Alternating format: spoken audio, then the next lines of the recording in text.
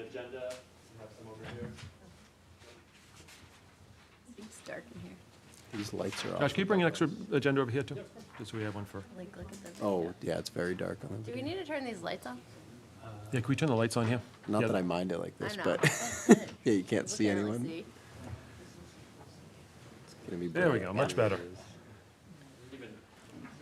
Okay.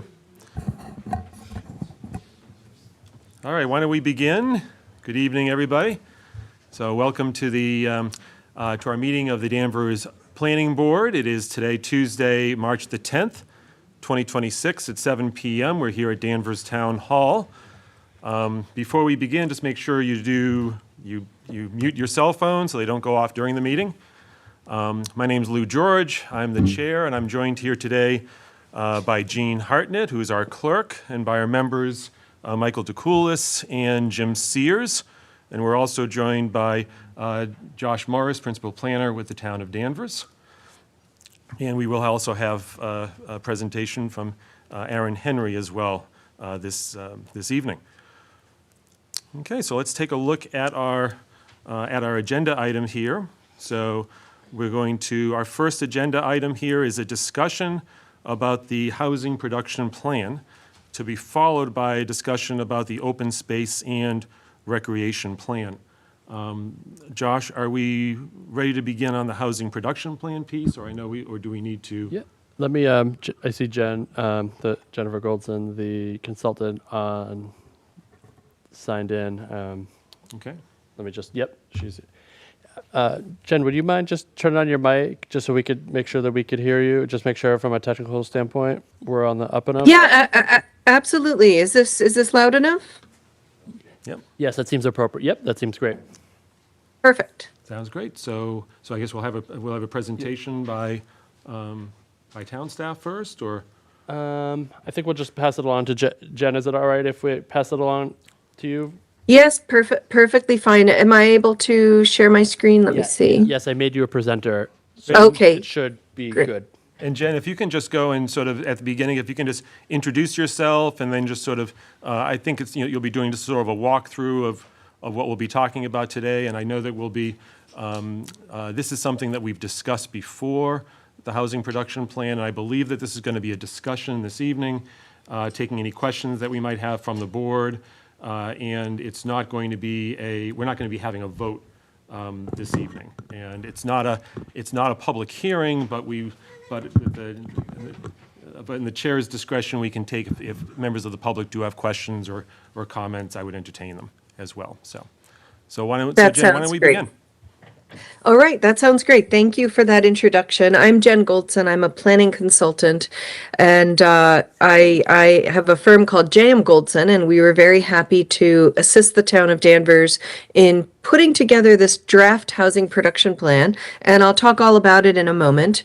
But it's been a bit of time in the making, so you've already seen some similar presentations, I think, but now we're getting to the point where we're really talking about goals and the strategies, which I like to call really the meat of the plan.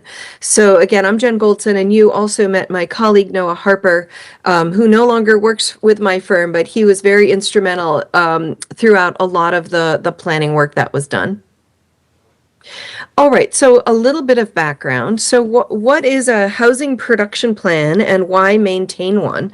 Danvers is over your 10%, just barely, but you're over the 10% goal that the state has for affordable year-round housing in the community. So what's the benefit of creating this housing production plan? It is voluntary, and I like to describe it as an incentive-based plan that the state puts out as an option for communities who would like to be proactive. And so one thing that it helps you with is further safe harbor protection. If you ever do dip below that 10% that you've already met, having this plan and having it adopted locally by the planning board and the select board, as well as approved by the state, will give you some further protection if you dip below that 10%. And it allows some incremental production rather than having to get over that 10% right away. So it gives you that ability to enter safe harbor with that incremental production. So that's one benefit. Second benefit is it just enables you through a process that I'll talk about to help you be strategic about what kind of policies and what kind of initiatives does Danvers want to spend its resources focused on, and what kind of regulatory policies as well. It also helps you look at the pace of growth that the region's experiencing, and helping you as well look at, well, what kind of pace do we want to plan for in our community, and how does that align with other priorities in our community? And then and this is my favorite part personally, but it also gives the community a voice in what are these local policies and initiatives. And so we work hard in our firm to go above and beyond really even what is expected by the state in engagement, and I'll talk a bit about that. All right. So as part of the planning process, these are just kind of a general sense of the process. So we started out early on with interviews. We had a couple of forums. There was also a survey online for, anyone really, but especially folks that, may not come out to a forum. And then we've presented the draft plan as well. So the components of a housing production plan these are essentially required by the state to be part of the plan. So one is a comprehensive housing needs assessment, which we've presented to you in the past, and I'm not going to focus too much on that tonight, just a little snippet of that. Then we looked at development constraints, of course, environmental constraints, infrastructure constraints, and services constraints, as well as zoning constraints, and perhaps other regulatory constraints. And then we looked at also development opportunities, and we were trying to understand what areas of the community might be opportunities for either zoning incentives or even you might have heard the term friendly 40B kind of developments. And then we helped you establish 5-year goals. So these goals, there are 4 goals that I'll talk about in a moment. Some of them are required to be included in the state, and that one in particular is how will you maintain your status above that 10% goal that you've already achieved. And then we have a menu of strategies, and I talk about it as a menu rather than a blueprint because it really is more like a menu when you go to a restaurant. You're probably not going to do all of these, and it's not necessarily expected that the town would adopt all of these. But these are essentially ideas that can help you maintain that first goal of staying above that 10%, and then also help you with some other goals, like just more diverse housing that meets the needs of a changing population, whether or not it helps you stay above that 10%. So I'll get into that in a little bit, but that's just a kind of a broad overview, and there are 18 strategy ideas on the list in your menu.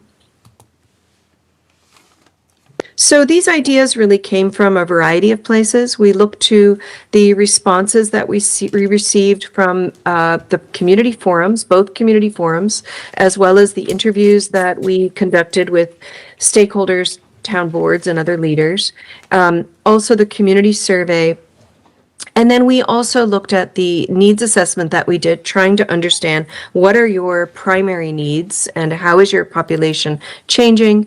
And then we also reviewed prior local plans and your existing zoning, and we worked with Josh and Aaron and Brian on understanding some of those priorities.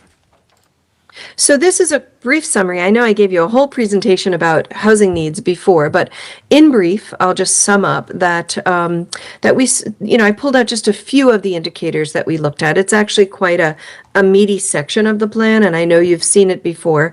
But some of the key indicators were just how much housing costs have gone up. Both rent and home prices have certainly increased a lot faster than local incomes have.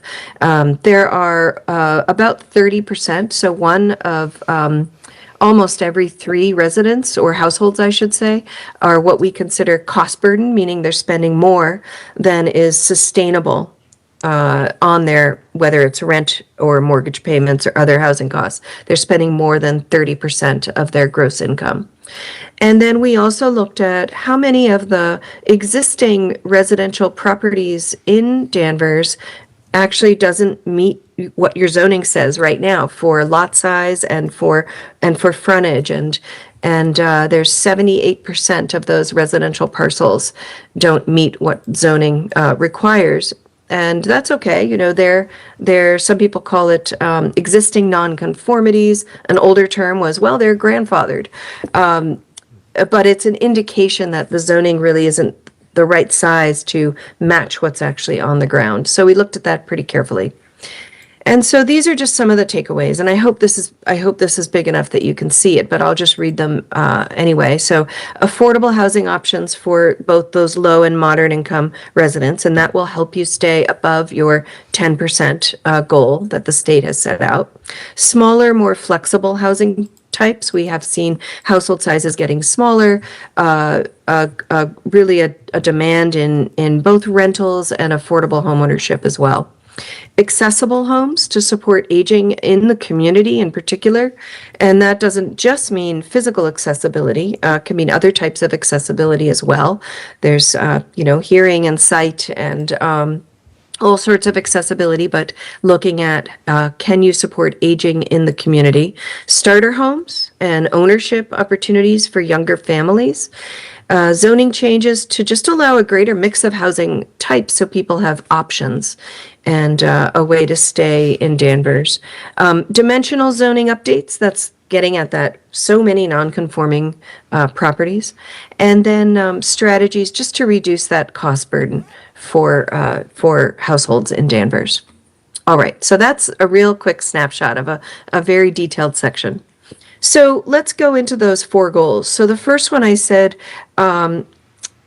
is actually somewhat mandated by the state, although we always take very special care to work on the wording with the community so that we really get it right and reflect what the community's goals are in a more customized way. So the way we've written this one, and we'd love your feedback on it, is maintain or sustain Danvers' affordable housing portfolio, your existing. So maintain Danvers' existing affordable housing stock, ensuring that the subsidized housing inventory, or SHI people call it, consistently exceeds that 10% requirement or goal, I would say. Future affordable housing investments by the town can prioritize those deeply affordable units because that's what we've seen is most needed by people who live in Danvers. All right. And so this sidebar at the bottom, or I don't know, it's not really on the side, bottom bar. I've never heard that term, but I can make up a term. Danvers currently exceeds the state's 10% goal with just 10.06%. And I'm sure Josh or Aaron will correct me if anything's changed since we've done the report, but that was the latest count that we had seen. All right. So the next goal is to make it easier for residents to remain in the communities, and this is really in Danvers rather, and this is really focused on senior and accessible housing needs. So as identified, especially in the community survey as well as in the forum, both existing renters and homeowners expressed concern about the lack of accessibility features and aging in the community. And so this strategy, or I'm sorry, this goal is about employing a range of strategies to create, retrofit, and promote accessible housing. The next one, goal 3 of 4, is promote housing production that builds local wealth while adding attainable homes. So this one isn't so much about staying above the subsidized housing inventory. It's more looking at that missing middle development, those middle income folks that don't qualify for technically affordable housing. But we don't want to, there's often this gap in communities where we have market rate housing that's affordable for higher incomes, and we have affordable housing that's affordable for low and moderate income households. But there's often that gap in the middle. And so this is kind of talking about 2 ideas of missing middle. So missing middle, sometimes people talk about that as the income, that we're missing that middle income attainable homes, but it's also talking about the housing type. So sometimes the housing type, even though it's market rate, can be a more affordable option for folks. So we're looking at things like duplexes, townhomes, even accessory dwelling units can sometimes help those middle income households. So those are just some examples. And then goal 4 is about, how can you leverage key sites in your community for mixed income as well as affordable housing? And we looked at both private as well as town-owned opportunities for redevelopment. And this is something that we are required to look at by the state, but it's also just a good idea to think about, what sites in the community are maybe likely to be redeveloped just because of the way the market is changing, or what opportunities might we have with existing town-owned property. And so this includes, as I mentioned, both private and town-owned. For private, you can think about zoning changes to incentivize, but you could also think about friendly 40Bs, even though you're over that 10%. If there's a 40B comprehensive permit that comes up that you think this is actually a good place for this, and it's maybe going to provide that mixed income or affordable housing, and it's in a place that we could support that kind of development. That's why we talk about private as well as town-owned sites. And of course, town-owned sites, you have a lot of control over because you're the owner. And so in that case, you would, probably release a request for proposals, get in ideas from developers that meet your goals. And then if you like any of those ideas, you choose that developer, select that developer to develop on the town-owned parcel. And then we can talk about the details of what happens after that if you'd like, but that's kind of just the general idea here. All right. Okay, so let's get into this menu of strategies, and I know you have other things on your agenda, so I want to be a little bit speedy here. There are, as I said, it's a menu, not a blueprint, and we have 3 categories, really, of strategies. One are planning and policy tools, including zoning. The second is local initiatives and programs. These are things that you can do with your own land, your own staff, your own money, and partnerships.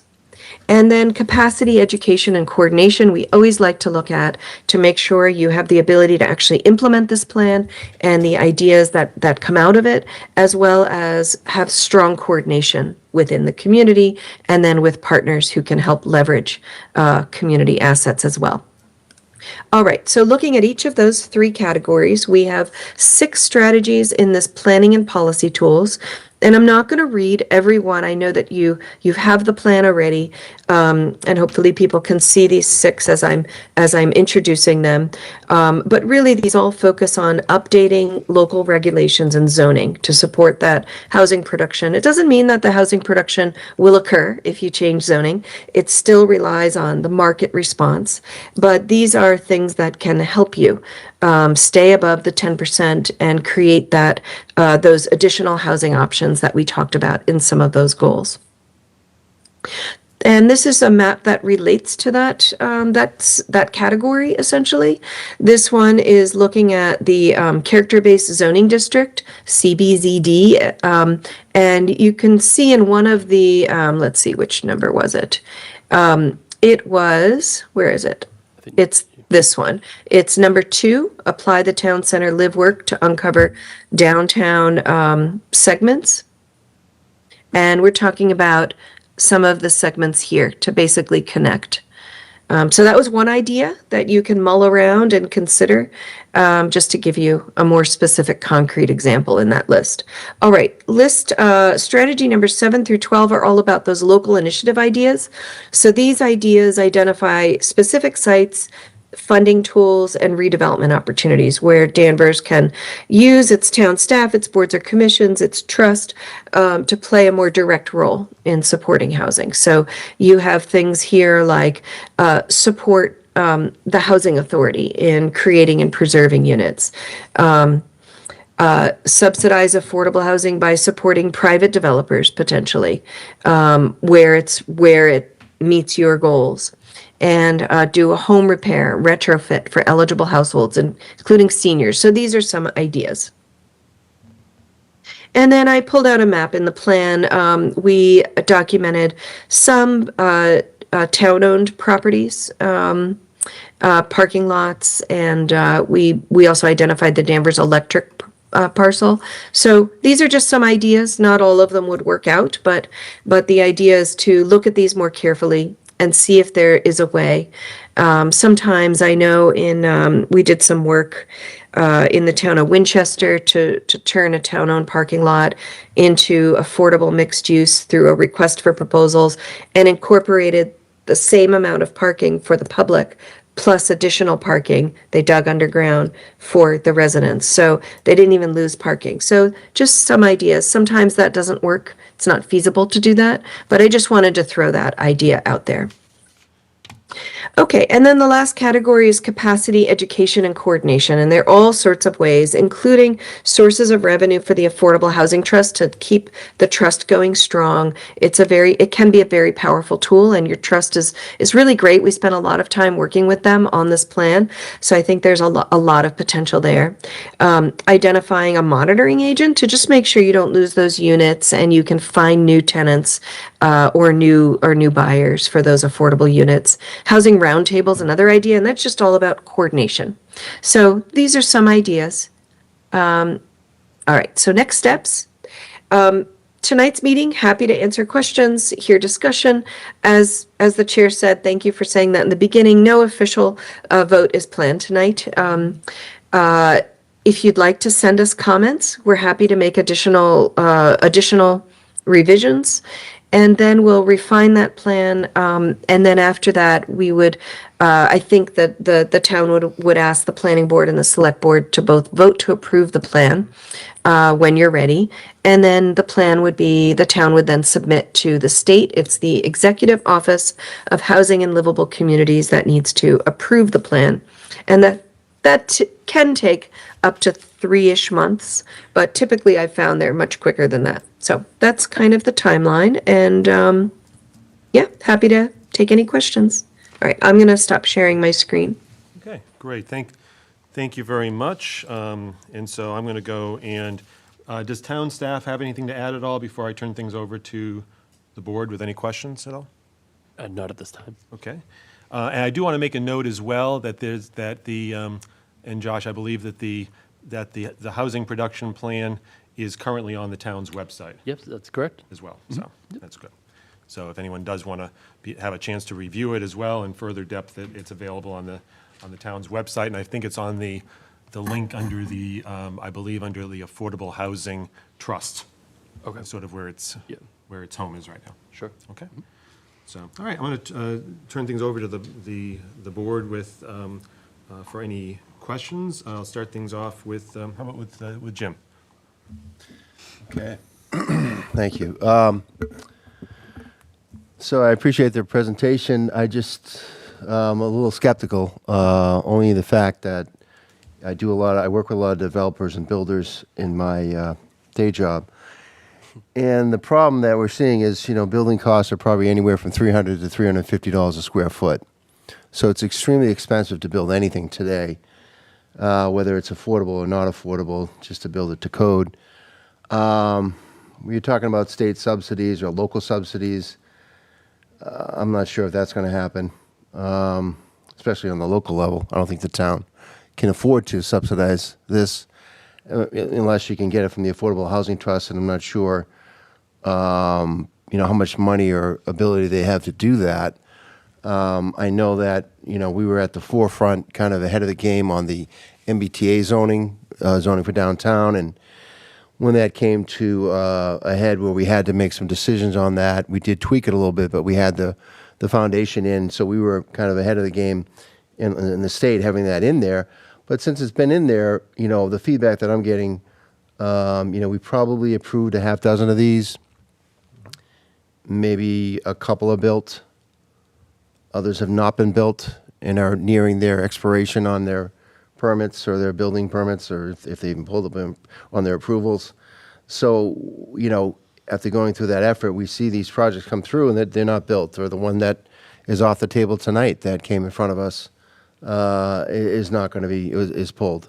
So there's a disconnect, I think, between the developers and the town and the cost to actually do these things, between the fees and just the general nature of the building costs. So I think it's kind of a little bit, it's a great concept, but I don't think there's enough money, for subsidies, first of all, and I don't see that people are jumping at doing that in Danvers. We don't have a train, so that's where it's attractive. In Beverly, they have a train, and for a while there, they were building 7-story buildings. Now I think they're down to 5-story buildings. But they have a market where they have the ability to access the MBTA. We don't even have a bus. So, although the 40A that we did, is it 40A or 40R? 40R. The 40R that we did was very successful, and that's fully tenanted, to my understanding. And that seems to have worked out well. But these other projects under the MBTA zoning have not really taken off. We got a couple, one that's taken forever to build, and a couple that really haven't been built out yet for whatever reason. So how do we fix that? Is there a way?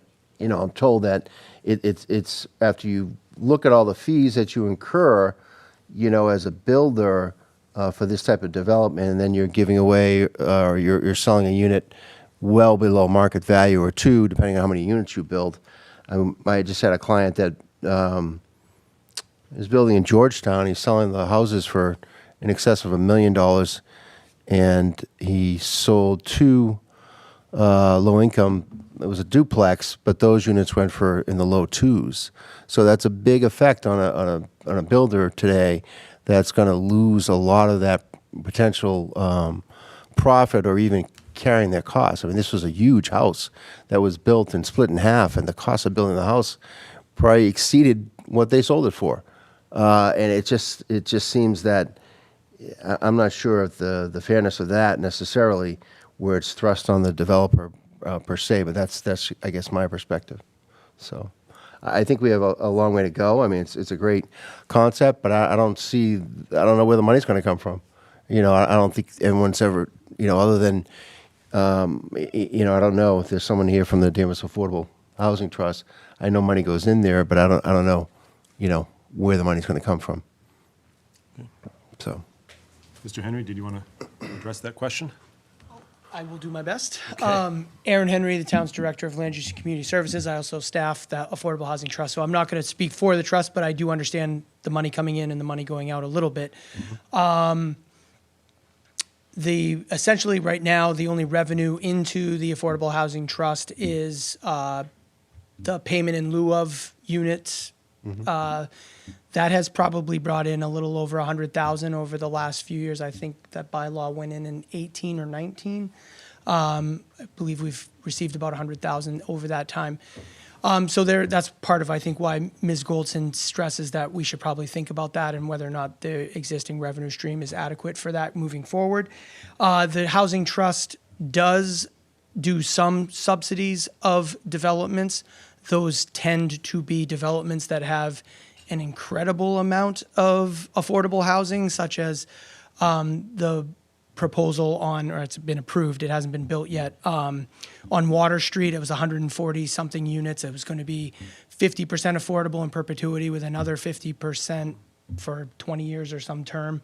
There's a couple of projects like that the Affordable Housing Trust has subsidized. But again, to your point, Jim, they're not going to be able to do that forever, and they're not going to be able to do that too many more times before they find themselves out of cash. I would say they're around, right now, unspoken for, about $500,000 in that account. We could buy one single-family home, maybe, find one, and that'd be it. So again, it's really about leveraging those tools, and that's a lot of what's in the plan, is trying to come up with strategies to how do you leverage that? It's not going to be us springing it. It's going to be some sort of leveraging. So, but point well taken, understood. Cost of construction is definitely an impediment to building right now. I don't know if that addresses it fully, but at least it gives you a little color. thank you. Yeah.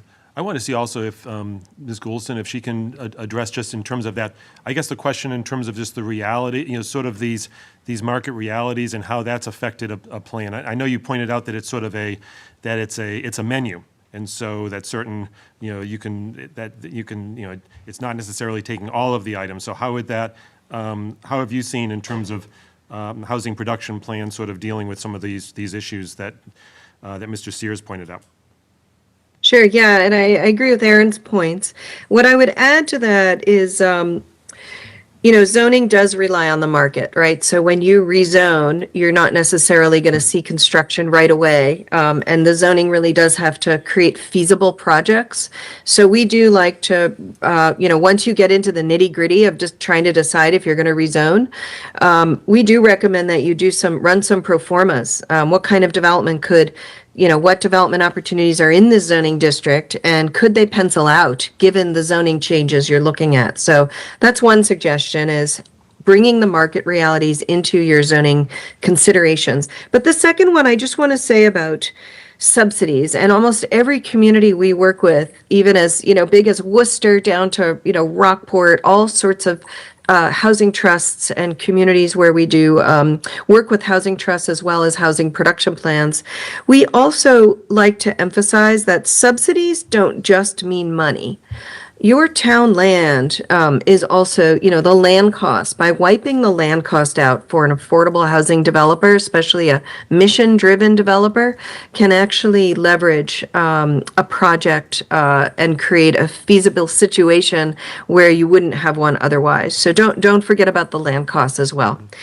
So I guess those are my two main points. But I guess my last point would just be that this is a 5-year plan. It's not immediate. We don't know what the market will do. I know that construction costs have gotten really crazy, as well as, other costs. And we don't know. There's a lot of things changing in the world, globally, nationally, and it certainly affects the market. But in 5 years, who knows how that's all going to look. So, these are a menu of ideas if the time feels ripe and you think some of these ideas could work given the situation within the next 5 years, then we wanted to give you as many ideas as we could. Thank you. Further questions? Mike DeCoulis. No, thank you. Okay. Jean Hartnett. Yeah. Thank you for your presentation. Can you explain a little bit about the safe harbor protection? Because it seems like we already are above the 10% and what that means. So is it like if we are incrementally above 10%, we're safe in case we dip below it?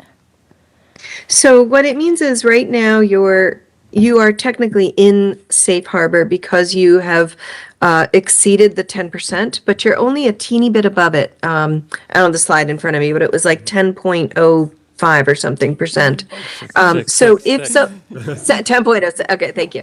But if you dip below it, like if the if you lose any units, they don't always stay affordable. Sometimes you can't find a buyer for a unit and it goes to the open market.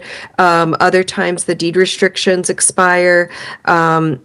There are many reasons that you could dip below. And then when the 2030 census comes out, which isn't that far away at this point, it's within our 5-year scope here for this plan, you'll get a new denominator. Your year-round housing units will have changed with the 2030 census. And so you may potentially dip below. We don't know yet. So this plan provides a safe harbor. If you do dip below, you can make incremental production instead of getting above that 10%. I believe I had it on another slide. I'm sorry, I don't remember all the numbers, but I think it was like 58 or 59 units.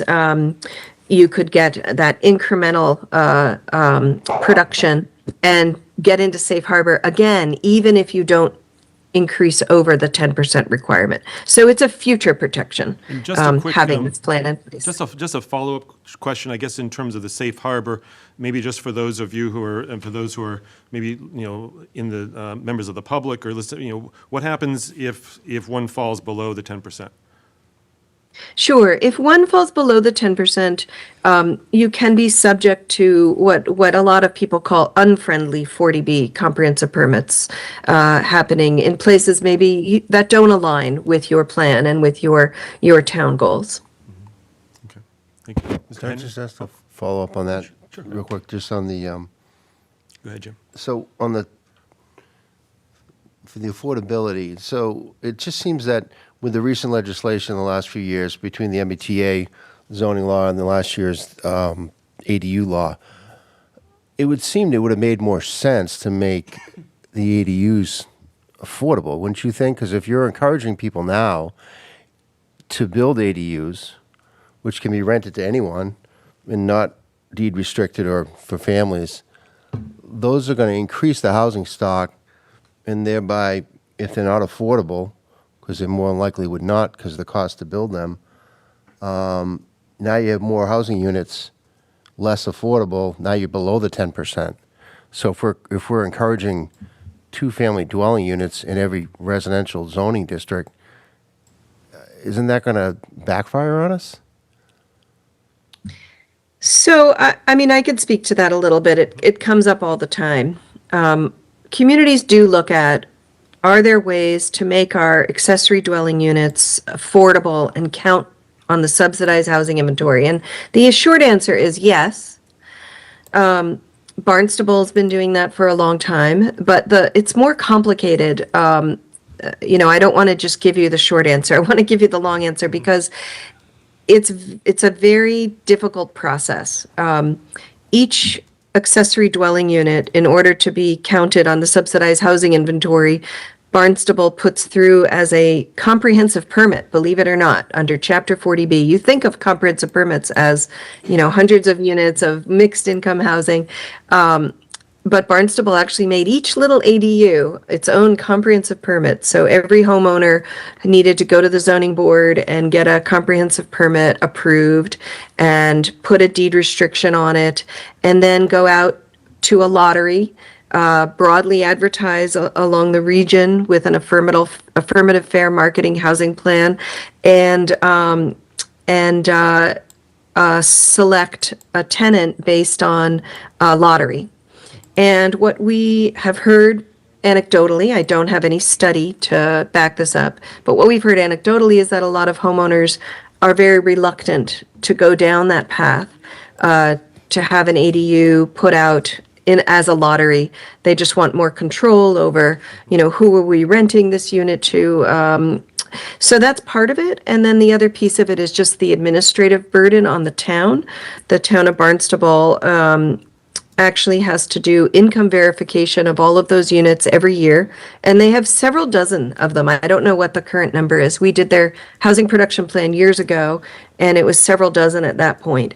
So their staff needs to go and try to get the income taxes from every tenant who lives in every ADU. So not to belabor the point, but it's a lot of capacity needed to run and monitor the program, and most homeowners don't really want to do it. So I hope that helps you. I'm not saying don't do it, but I'm saying think very carefully before you go down that route. But that may have predated the state law, right? Wouldn't the state law have priority over a local law? Yeah, I mean, this is local Superseded. option in Barnstable. They basically have an incentive. They give local subsidies to homeowners who are willing to do that.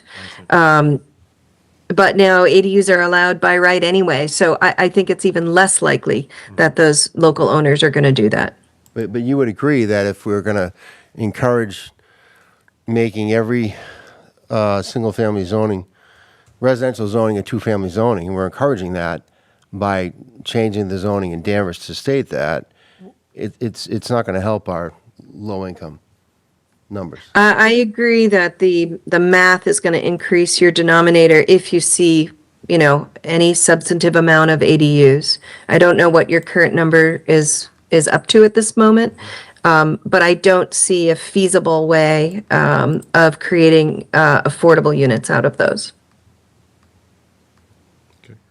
Just had a clarification. I did want to address Ms. Hartnett's question, but I just want to get a clarification from Mr. Sears. Were you saying that it's all two families because we allow the state permitted ADUs? Yes. Yeah, okay, all right. Just wanted to make sure I understood Yep. that statement. Do you know how many we have on the books in Danvers? 14, 80, you think I it's want- that high? Under the new? I mean, in process, I will say all in. I think as we speak constructed and like COs, like it's like less than 5. It's like it's not many.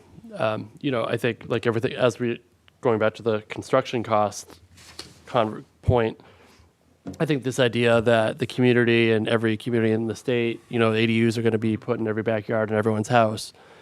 Well, because of what we started talking about at the beginning, there is a true cost to them. So I think that's part of the reason why they're not, probably the major reason why they're not as many as you think, being a by right opportunity.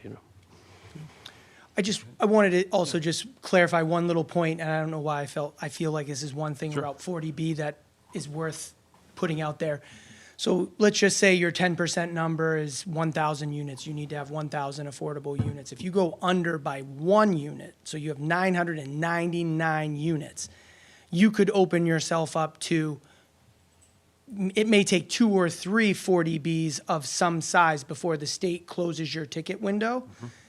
So that's where and why we kind of talk about friendly 40Bs as a strategy, because if you had an understanding, like, and this is hypothetical, if you had an expiring use project, so let's say there's, I'm going to pick on a building that is not expiring use, but was expiring use, the 11 Porter Street, the building behind High Street Gas Service on High Street, that recently refied through Mass Housing, through a loan with Mass Housing, but that was an expiring use project. And so I'm making up the date. 2027, it was going to come off of the rolls. The affordability components to that property when it was developed in the 70s were expired, and it was going to go to market. So the next day, that's January 1st. On January 2nd, the state says, great, congratulations, you are now, 35 units under your threshold. We may have to see a couple of units before the state would say you're back above the 10%, because they don't give it to you the day you file for your comprehensive permit. So even though you're going to probably approve the next comprehensive permit because you no longer have a choice, you might see 2 or 3 other people run into to the window before you can close it. So a friendly 40B offers us a strategy to kind of get ahead of that. Like if we knew that was coming and we thought there was a site out there that somebody might be interested in, you could try to pursue some of those strategies. So again, it wasn't something that we're saying we should just go and do that for no apparent reason. There is a way these tools could be used strategically to minimize what you might otherwise see. And I know Ms. Goldson talked about like an unfriendly 40B going in a location that you don't think is appropriate. You kind of, with a friendly 40B, you kind of get that option to say, wait a minute, we wouldn't normally want to do this, but given our context, this makes sense for us to pursue as a community. So just one little context there of the danger of falling under the 10%. Do you see many areas left to construct? It's all reuse now, pretty much. There's no real tracts of land. So one of the things we have done there was a little delay. We were here about a year ago, maybe. Part of what we're doing with the other hand, which we'll talk about in a few minutes, is the open space and recreation plan, which requires us to do a detailed analysis of all town-owned property. Yep. We revisit that every couple of years anyway, but with the open space plan, it caused us to revisit that. We met at the staff level with a couple of local community development corporations to figure out if anything in our inventory would be attractive to them along the lines of what Ms. Goldson talked about. Unfortunately, there's not a lot of opportunities there. But again, it's something we do continue to go over, and you never know what would happen down the road. But right now, we're using most of our land, and the other land is mostly designated open space, or the community thinks of it as open space, such that if we were trying to sell, again, a hypothetical, don't panic, the town forest, something like that, that wouldn't fly. So we've been doing that, but again, it's a strategy that we have to keep at front of mind as we talk about the changing development One thing the environment. town did, they did that house on Essex Street. They did that over with some affordable housing money years ago. Yep. Which came out really nice. And on Loring Road, there was a vacant lot. Yep, that was with supposed to Habitat. be a playground, but that was Habitat came in and built the house. So I don't know if there's any more lots like that that could potentially be a resource. Yeah, yes, there's some opportunities, but they're Some not opportunities as around. great as we had hoped. Got it. But yeah, we do look at that. Okay. Thank you. Sorry. No, it's fine. Okay, I just have a couple of questions, just in terms of, and the questions I have, and I'll just say them as I got. So, Ms. Golson, if you can maybe take a note down of what I'm asking. I had a question just with respect to what's meant in terms of just in practical terms, in terms of I see a lot mentioned with respect to deeply affordable units. as well as a question with respect to the local preference policy, because I know that that's something you oftentimes hear as someone who, who grew up in town. You hear an awful lot about people who are, they feel very frustrated that they can't stay in Danvers, or there's their family, members of their family can't stay in Danvers. And then also, I had a question, the final question I had, I guess, is with respect to timing in terms of what is I know you mentioned about the state, but what is obviously we're having a discussion now, we'll be getting some comments, and we'll have a further, this will come back before the board before we actually have a vote. And so wasn't sure in terms of what the timing is, and that's something either that Ms. Golson can answer or town staff can. So those are my 3 questions I have. Yeah, I'm happy to take a shot, and Aaron or Josh, correct me if you want to add anything in about the timing. But in terms of deeply affordable, yes, so a deeply affordable local preference and the timing. So in terms of deeply affordable, what we mean by that is a 40B comprehensive permit typically, not always, but typically, if it's a market rate developer doing it, would price those affordable units at the top of what they're allowed to. So we'd call that lower moderate income, right at that between 70% and 80% of the area median income. But what we found is that a lot of Danvers residents who are struggling, with this cost burden that I talked about before, make a lot less than that. And I just pulled up the numbers. They change every year. They're released by HUD, by the Housing That'd and be helpful to see the numbers, yeah. yeah. Actually, I could share my screen again. Or just see if you could say the numbers, either way. Yeah, I could do that too. But let me share it while I'm shared the wrong screen. Sorry about that. Okay. There you go. So it's, anybody can get this on huduser.org. It's under the income limits, and you just look up Massachusetts and then Danvers. And so this is for the whole Boston, Cambridge, Quincy median area. You're part of a large area. And so when you look at this chart, you see at the bottom, it says low 80% income limit. And then across the top, it has the household size, how many people live in a home. So for a 4-person household, that 40B type development, if you have 4 people in your household, you'd have an income cap of $132,300. For that same family, if they made less than $82,700, they'd be considered very low at that 50% and below.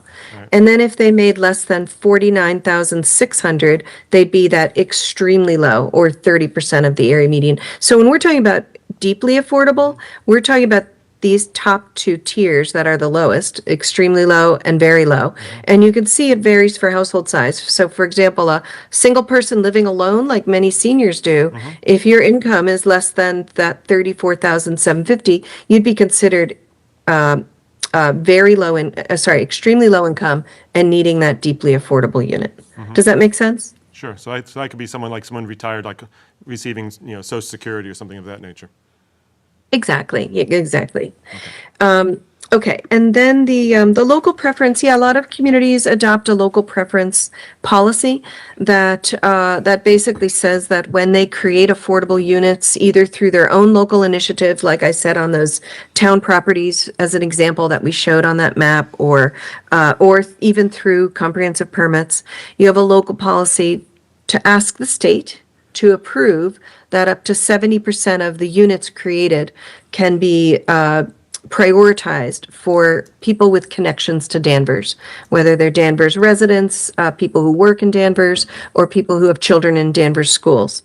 So that's something that you can definitely establish, and I believe that was one of our recommendations, if I'm not mistaken. But it's essentially a policy. And then when the zoning board or anyone who's involved, for example, the trust, if they're working to create affordable housing, either with their resources or on land like those town-owned parcels I pointed out, they could adopt a local preference around that, so that people with Danvers connections get first dibs. Okay. Good. Oh, and then does that answer your question on local preference? Yeah, it does. Thank you. Okay, perfect. And then for the timing, because you're over the 10%, I don't think there's a real urgency, but at the same time, I know that the town's been working on this plan for a very long time.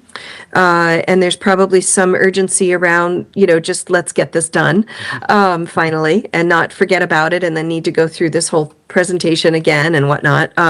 So there's that's part of it. But I would say the other piece of it is if there is any risk, and Aaron and Josh, maybe you can illuminate this. If there is any risk that you might fall below that 10% sooner rather than later, then there might be some urgency around that. Yeah, fortunately, there's no urgency due to us potentially falling under. We recently were able to add a number of units into the SHI, and so again, we feel we're safe. That said, it is a moving target, and one of the risks outside of expiring use projects, which we have a pretty good handle on right now, is Department of, I think they're now DDS is the acronym they're going by, Department of Developmental Services, group homes. Those tend to come and go, and we have a lot of beds in Danvers in group homes. So those are still, to me, why we need to keep our foot on the gas pedal and continue to develop affordable housing, which is why I think the inclusionary housing policy we have is a good strategy, because it ensures that as we grow, we continue to add those units. Because again, tomorrow we could wake up and find out that 2 or 3 operators are closing their group homes, and there's nothing we can do about that. They'll just come off the SHI the day they close. So we do need to keep focused. The other piece of timing I just would touch on, my hope is to have both the housing production plan and the open space and recreation plan complete before town meeting. Right now, the other piece of that is scheduling time with the select board, and they're a little busy with the budget process, but we're kind of hoping to get that wrapped up this spring. But again, we're not looking to push people to make a vote before they're comfortable. So if the boards need the time, we're going to give them the time. But hopefully we can keep moving again. Okay, so Jim, question? Question, mobile homes, are they considered affordable? No. We have looked into that numerous times. We floated some policies in our conversations with the state, but at this point, that would be a state level decision, and they have not really been open to that. There was some, I want to say there's a new movement afoot. There's a few communities that have bought themselves and become co-ops. We thought there was an opening there, but they didn't like that either. Got it. Okay. Yeah, the only other thing I would say, I mean, in terms of having looked at this before and looking at this current iteration, I'm happy with some of the adjustments that have been made. And, particularly when it comes to even some of the recommendations as well, that it's also being presented as a menu of options as well, that it's not a must do, because some of the things, because some of the areas I think definitely, I think are worthy of reviewing, but also I think it's important to give it some thought too, in terms of some of the aspects, especially when you're looking at ADUs and then the permitting of 2-family dwellings. But the way I have it, I'm looking at this is it's a menu, and it also talks about considering. So and so considering permitting, to me, that is it's just what the word says. It says considering. So, does any other members of the board have any other questions before I'm going to invite in members of the public if they have any questions? This is not a public hearing, but if there are any members of the public who have any comments or questions, they have the opportunity to do so. Yep. Karen, Ms. Nastic, I saw you first. So just please identify yourself for the record, and your name as well as your address, and direct any questions to me as the chair. And we do have a pretty full agenda, so to the extent you can not keep your questions among yourselves, not to duplicate, that'd be great. I just heard Karen Nastic, Yes. Loxley Road, 15. I didn't know about the survey, so how was that publicized and how many people took it? Okay. Question in terms of this of the survey. Does town staff? I think it was, yeah. I think I saw Ms. it. Golson, do you recall when the survey was done? And I think it was 2024, and it was about 280 people. Yeah, sorry, I'm just trying to Yeah. get off mute here. Yeah, it was 284 people. Yep. And it was done in between June and September of 2024. So it was a while ago. So that may be why you don't remember it. 284 people made a decision. Yep. Okay. Thank you. Yep. Wasn't a decision, they participated in a survey. So, Ms. Bradstreet, Mr. Bradstreet, I saw you asked a question.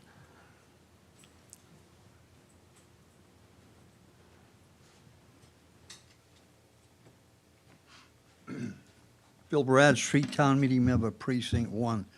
One question would be, how much land does the town own? Where is it? How big are the lots? And are any of this property that this town does have control over, are they buildable? There's a lot of questions. Sorry about that. Could you just repeat again what your, so number? Well, I'd like to know Yeah. how much land the town has, how many specific lots, where are they, how large are they buildable or not, and whether, if it came to that, would the town be willing to sell, give, or help develop them with Mr. Henry, can someone else's you, money? I will do my best. Okay. I will say that the first part of that is knowable. We do know what we own. It's good to know. That is actually an inventory that you would find in the open space and recreation plan. So I don't have that number off the top of my head, but I can certainly get you that number, and we're going to map that as part of that other plan. So we can get you that. I don't have it handy today. The subsequent questions, are any of those lots buildable, and would the town ever see fit to sell them? Yes, we own buildable lots. You're standing in one now. We could choose to sell Town Hall and do something different with it. For the record, he's speaking in a hypothetical. This is one of the nicest buildings I've ever worked in, by the way. I'll just say that. I like this town hall, so please don't sell it on us. But that's a question I don't think staff can answer. Again, a hypothetical. A consolidated DPW facility some years down the road might cause parcels that are currently used to become surplus, and maybe the town would want to do something with those properties. Again, that's a hypothetical. So I can't answer that question. If you want to go, To be determined. There's a follow-up. yep, here's a follow-up question. Sorry to make you We get up. but- usually give them 3. Sorry to make you get up back, but people from home want to be able to see When you. it comes to combining the public works and what have you, I thought I tried, but they didn't work out up the state hospital grounds. You're not, It was a hypothetical. okay. As far as, say, moving Public Works from Hobart Street, maybe down to Plains Park or whatever, I don't think that anybody would want to deal with the Public Works lot because it's a former dump and it's probably contaminated. So I think that would be cost prohibitive. I don't know if the town, we own Plains Park, but whether that would be we have a small operation down there, whether that would be a billable lot. I know the town has, or I feel the town has a postage stamp here and a postage stamp there, but they have substantial land that they have control over that they don't collect taxes on.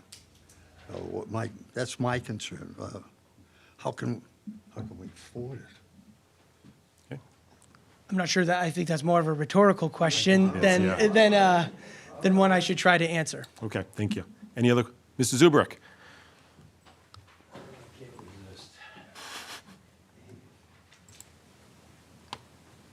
Bill just told me to. Please state your be name for the record. Mark Zubrek, 9 Glendale Drive, resident of Danvers. Thank you. I have 2, maybe 3 questions. But the one that sort of struck me, disturbed me a little bit, is in regard to the discussion that we've had on this housing plan. And all I heard was the ADUs are becoming homes that are becoming two-family homes. Is that the intent? That's not what we originally established in this town. SES something that were designed. EFLAs, you mean? EFLAs, yes. EFLAs are typically, yeah, those are the extended family living arrangements. That's right. Yeah. And what I'm hearing from the discussion at the table today is that we're assuming that every home in Danvers is going to become a two-family home. Now, if that's what we want to do, then let's rezone the areas that you want two-family homes. Right. And the thing is, there are areas that have two-family homes, and they're established. Sure. Why don't we do that instead of hiding behind the ADUs and making them become affordable units? That's the discussion that I didn't understand. And I think that's piece of my problem with this plan, because what we're doing is we're reaching for something that we do not have in town. And we do not, I believe, intend to have that in town. The second one is you were talking about postage stamps of land, and I think we've used up almost all of them. But developers were able to find them, and they're able to use them. But you have a waste site down below BJ's and behind the Polish Club. That's a piece of land that should be considered for reuse, because right now it's not usable for housing, I don't believe, because the cleanup is only going surface cleanup, and they're making a big mountain there on the other side with all of the contaminated dirt. And what they're going to do is they're going to cover it and leave it there. So that's a possible location of something big, but I don't know if housing is the right thing for that area. Okay. We already have the condos. We have the housing down towards, whatever street. But those are the two things that really got to me, because we're talking like we're establishing two-family homes in every neighborhood in town. And I hope not. Yeah. I think that was one of the options, I believe, from the housing production plan involved a consideration of zoning for two-family homes as a matter of right in specific zoning districts. Well, we've already congested our neighborhoods by the MBTA law that has been in contention in this town for a while. And the thing is that we don't seem to want to step away from it, because the congestion is going to be very disturbing later on when you get into a total area that's, 16 units per acre? I mean, that's pretty dense. That's my comment, and I'm sticking to it. Okay, thank you. Any further questions or comments, members of the public? Okay. All right, hearing none, I think we'll then close. Any other questions or comments from members of the board? Okay. I do note, just for members of the public, that the housing production plan is posted on the town website. Can we also get a copy, get the presentation that was can we get that put on the Yeah, sure. on the town website as well? I 'Cause could work that's with a Ms. Goldson. 25 Yeah. slide Yeah. chunk, which is good. So I think we should just clarify the state law, the ADU law, does essentially make all residential zoning two-family. It preempts and supersedes local law. So every residential property in Danvers could put an ADU there if you can fit it there, without getting a variance for sideline and setback, and you got to have separate utilities. But essentially, every house in Danvers can get an ADU if you can make it work. Maximum size limit to exercise under the state law is 900 square feet of gross floor area. So Yep. a lot of the potential we talk to people about is they don't know how to measure their GFA correctly. So again, we try to be, I hate to say it, but we're we're fairly strict about that. We want to make sure that there's not a bait and switch with these happening. But again, I think to your point, Jim, the state law says if you have any zoning that permits single-family homes, you must also allow an accessory dwelling unit that's either no greater than 900 square feet or 50% of the largest unit on the lot, I think is the little caveat there. But And part of these, and part of the production plan is, in terms of recommendations, includes creating an ADU, a town-specific ADU bylaw.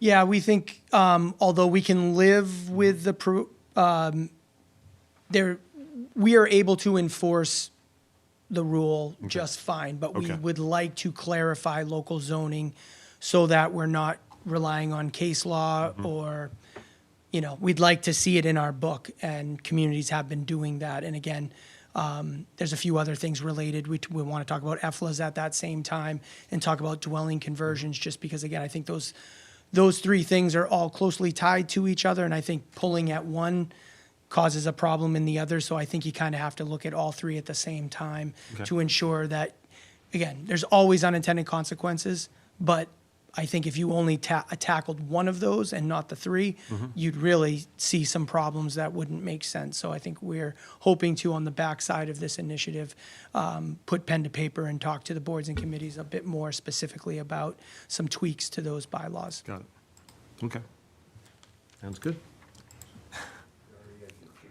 Mr. Zubrick, I'll allow a question if you come up, and we have a pretty full agenda, so if you can make it concise, please. I'm going to stay here because I think I'm on for your Sure. next agenda. So. Absolutely.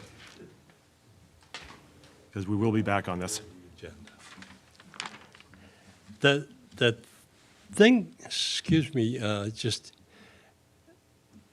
the one thing that I wanted to express, and it's a combination of the AFLAs, the housing plans, and all our planning that we are doing in our town, is this is not what this town is about. I mean, we're being imposed by the state legislature to increase our housing densities and all of that from the MBTA law, the ADUs. And what did we get out of it? Nothing. The thing that we're moved into this town, we came to this town, is for the zoning that was in place, and it has been in place for a long time. And the thing is that we're You're changing expressing your that. opinion. Say that? You're expressing your opinion. Right.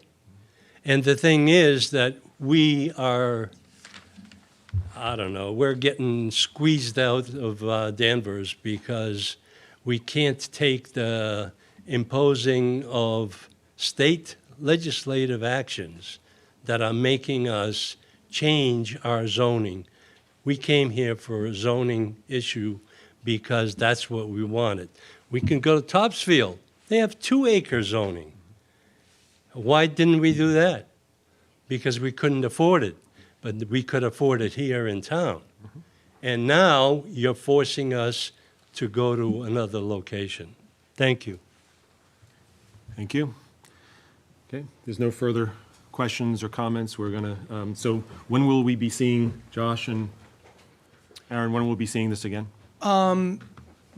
Well, again, we'll, obviously, if members of the planning board in the coming weeks, you know, you dive further into it and have specific comments, we'd love to get those. So again, sooner than later, but again, if you need time, and if something major comes up, please let us know, because we're not going to try to jam this down anyone's throat. So right now, the next step would be trying to arrange a similar meeting for the select board Sure. to review this. Yep. The Housing Trust is more or less on board with all of this. They're just kind of waiting for the two boards to kind of say that we're happy here. And then we'd be back, like I said, I will say second half of April would be ideal, but again, that's kind of conditioned on how quickly we can get to the select board. Got it, okay. And if any members of the public have any questions or comments, they can reach out to planning staff? Yeah. Absolutely. Yep. They'll find as we talked about earlier tonight, they'll find a copy of the plan on the Affordable Housing Trust website, at the town's website. And our contact information's all over that. And again, please, we'd love the comments. We'd love Great. the feedback. Sounds good. All right, so thank you. So the next agenda item we have is the Open Space and Recreation Plan, OSRP, discussion about the Open Space and Recreation Plan. This is going to be hopefully a bit quicker than the last one. You did receive a document from Josh earlier this week. It's almost 400 pages long. Tonight is just a meet and greet, give you the high level summary of that. Like the HPP, we anticipate coming back to you to go into more depth, but I thought I would just share a very high level summary of that plan because you have a lot of reading to do. Is this also available on the town website, or? I'm going to say that I don't believe we posted this version. The version you received in your packet, I don't believe has been posted yet, but we will make sure it is posted shortly. Great, okay. But again, very high level conversation about an open space and recreation plan. This is a requirement. The state, they used to be required every 5 years, then it was every 7, now it's every 10. Essentially, we do this every period to remain eligible for very specific grant programs that the Recreation Department uses. Not annually, but every couple of years. There's a grant out there that we like to go use, and having an active and current open space plan is necessary to have on file.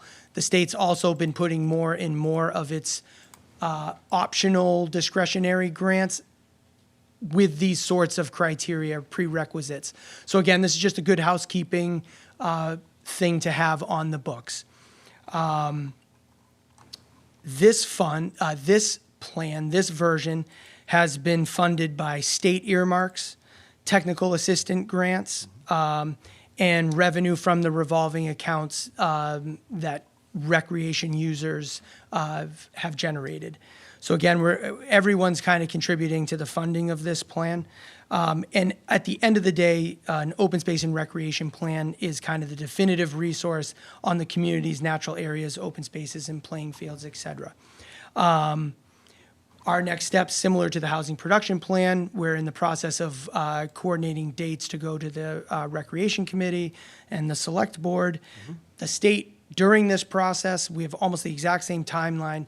About 6 months ago, the state completely revamped the criteria for an open space plan. So we're kind of in the midst of having to double back a little bit and make sure that we're dotting all the I's and crossing the T's. We were a little further along than we thought we were. Once those came out, we had to double back a little bit. Again, similar to the housing production plan, we're hoping to have this wrapped up by the end of May. I know Mr. Sears will remember being on the planning board when we last did the open space plan. I think it was in 2017. Based on that plan, the state asked us to do a complete rewrite. We had done essentially a cut and paste and an update for 2 or 3 plans prior to the last plan. And so they asked us to completely rewrite this plan. It was a little stale. We've done that. So this borrows some language from the old plan, but nothing. This is essentially all new. We dove into Chapter 5, which is the inventory. So Mr. Bradstreet talking about the housing production plan and what the town owns. We did a complete deep dive on that. We're continuing to meet regularly at the staff level to make sure that we fully document all the town-owned property. We're going to get to a level that we've never done before. I know that we've not probably getting 100%, but we're doing the deed research on these parcels. We're documenting everything. So we will have an inventory that's the strongest we've ever had on file. And again, we use that for lots of reasons. We use that for housing development. We use that for town development purposes. So lots of reasons to have a good, strong inventory. And I'm pleased where we are with that. The other thing we did, which is technically not part of the state's criteria for an open space plan, but we felt strongly that we needed to do it. And I think this spring's budget conversation kind of underscores what we saw coming and why we did this deep dive. But we paid a little extra to have the consultant help us do a really deep dive on the facilities in a way that we've never done before. So we typically will say, Endicott Park, it might need a new playground in like 5 years out. What we did with this version, and you'll see the back half of this plan, it's an incredibly dense document, is we went out and we said, no, when was that fence installed? And what will it cost to replace that fence in today's dollars? We didn't get as far along right today as we hope. We know that we're going to have to continue that work, but we really think it's necessary. Like, and I'm going to pick on, again, it's a hypothetical or it's a situation, but something like, Rotary gives us a pavilion, and then we need to know when we accept a pavilion, what does that cost us down the road? And so we used this process to really do a deep dive to understand what sort of operation, maintenance, and capital needs we have out in the field right now. So again, that was a big side quest associated with this plan, but one I think that will pay dividends. And we are using this backbone to kind of help us with our capital planning. So this year, we kind of started that, our toes in the water. Like I said, we have some tightening up to do, but we really use this as a jumping off point to kind of really think differently about the town's capital needs going forward. So there's a lot in here in this plan. It's similar to the other ones where you're going to see strategies and goals. They're fairly broad. It's a menu. We're not trying to do anything devious or we just need to get this document done, and we used it for a tool to kind of do a deep dive on our inventory. Right. And so ultimately, what's needed is this something that the planning board needs to vote on it, such as the housing production plan, or this is more of an acceptance, or it's. Great question, because when we started this, you needed to vote on it. But by the time we're going to be done with it, the state says as long as the planning board and the select board have seen it, that's enough. That said, we're very much hoping for your support, just because I don't think it makes sense to have a planning document that doesn't have the support of the community. So we're not necessarily pivoting because of that, but that is an interesting change. So technically, the only thing we have to tell the state is that we have talked to the planning board and that they didn't send us out on our tails. But I don't believe there's anything in this plan that anyone would find out and out objectionable. But again, as you tear into the 400 pages, maybe you'll find something. So That's good. that's kind of the high level. I'm happy to take any questions on that process, et cetera. Nope, that sounds good. Let me turn it over to any questions or comments from members of the board, and we'll be seeing this again.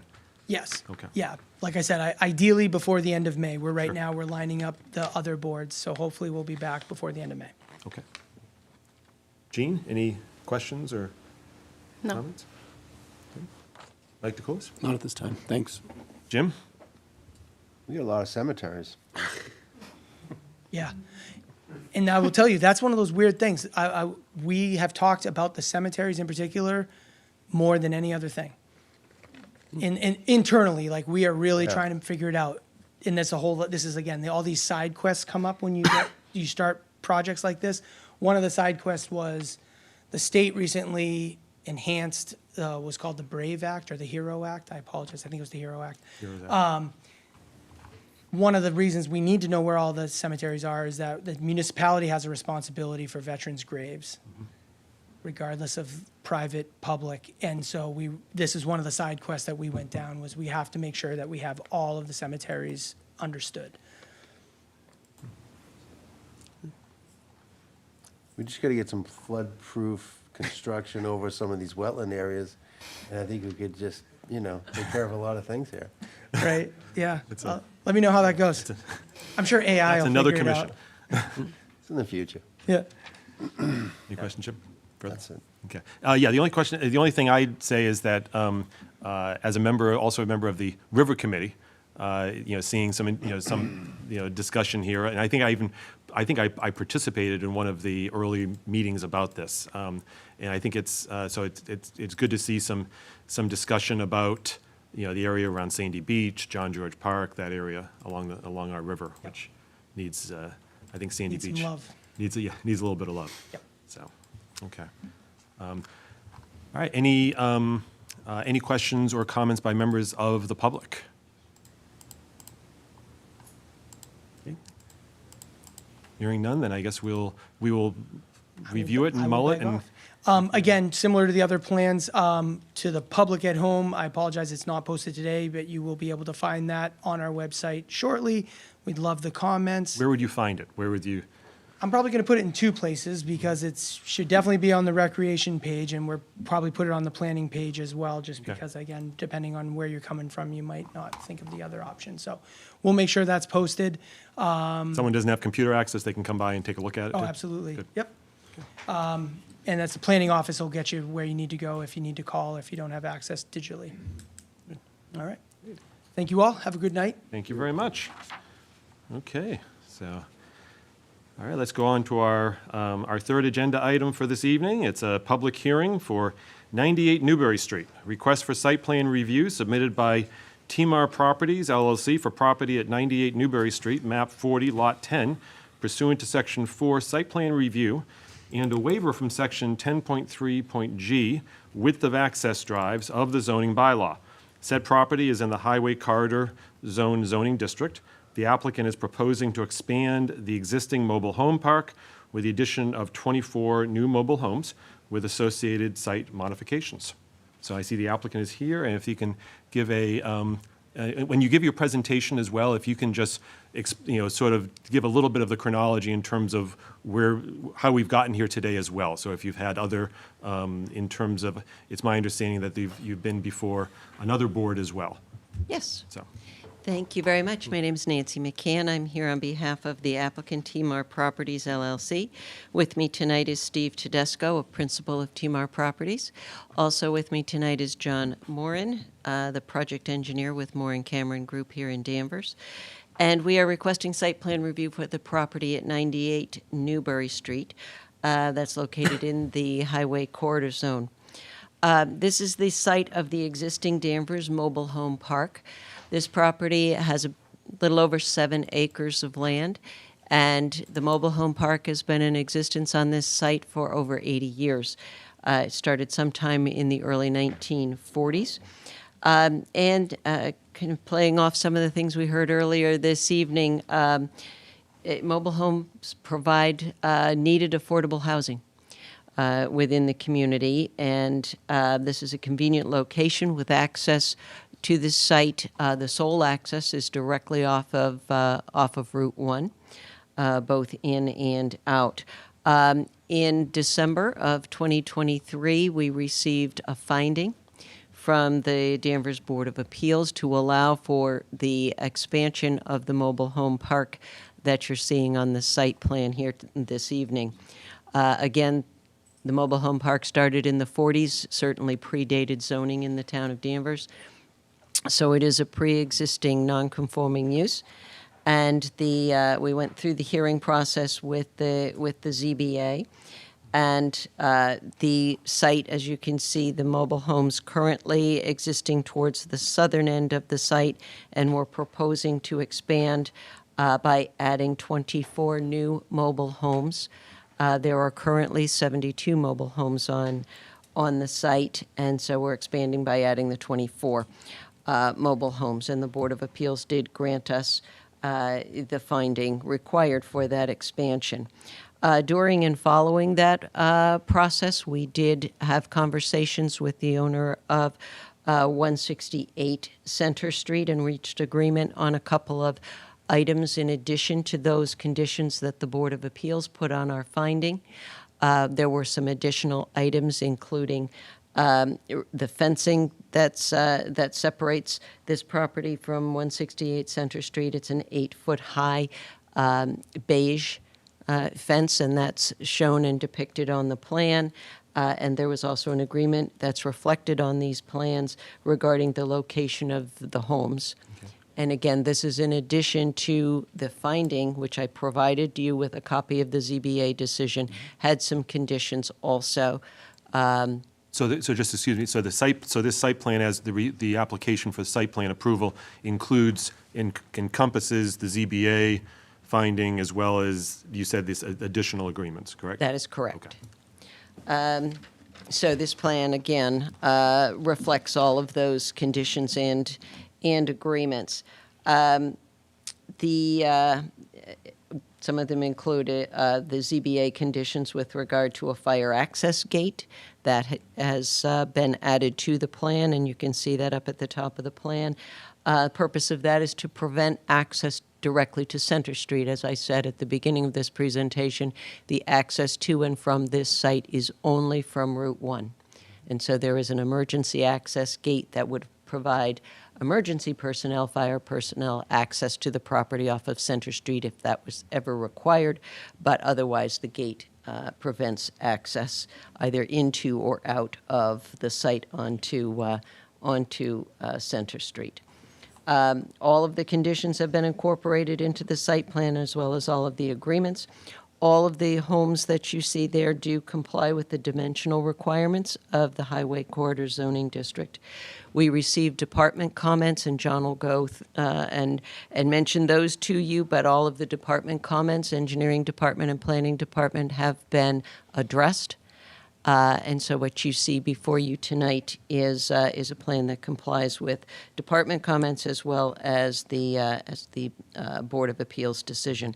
So at this point, I think I'll turn it over to John. He can walk you through the plan, and then I'll sum it up. Thank you. Good evening. For the record, John Moran from the Moran Cameron Group. We're the design engineers and surveyors for the project. Nancy pretty much covered the majority of what I would usually present at a meeting. As Nancy had pointed out, we did receive initial comments from Danvers Engineering, very minor comments. Those have all been addressed. The actual responses to those comments didn't require any design changes of the drainage system. We received a set of comments from Danvers Electric with regards to where they feel we'll be able to bring power. They actually asked for 5 additional utility poles that are run on the back side of the property. Those have been added to the plan.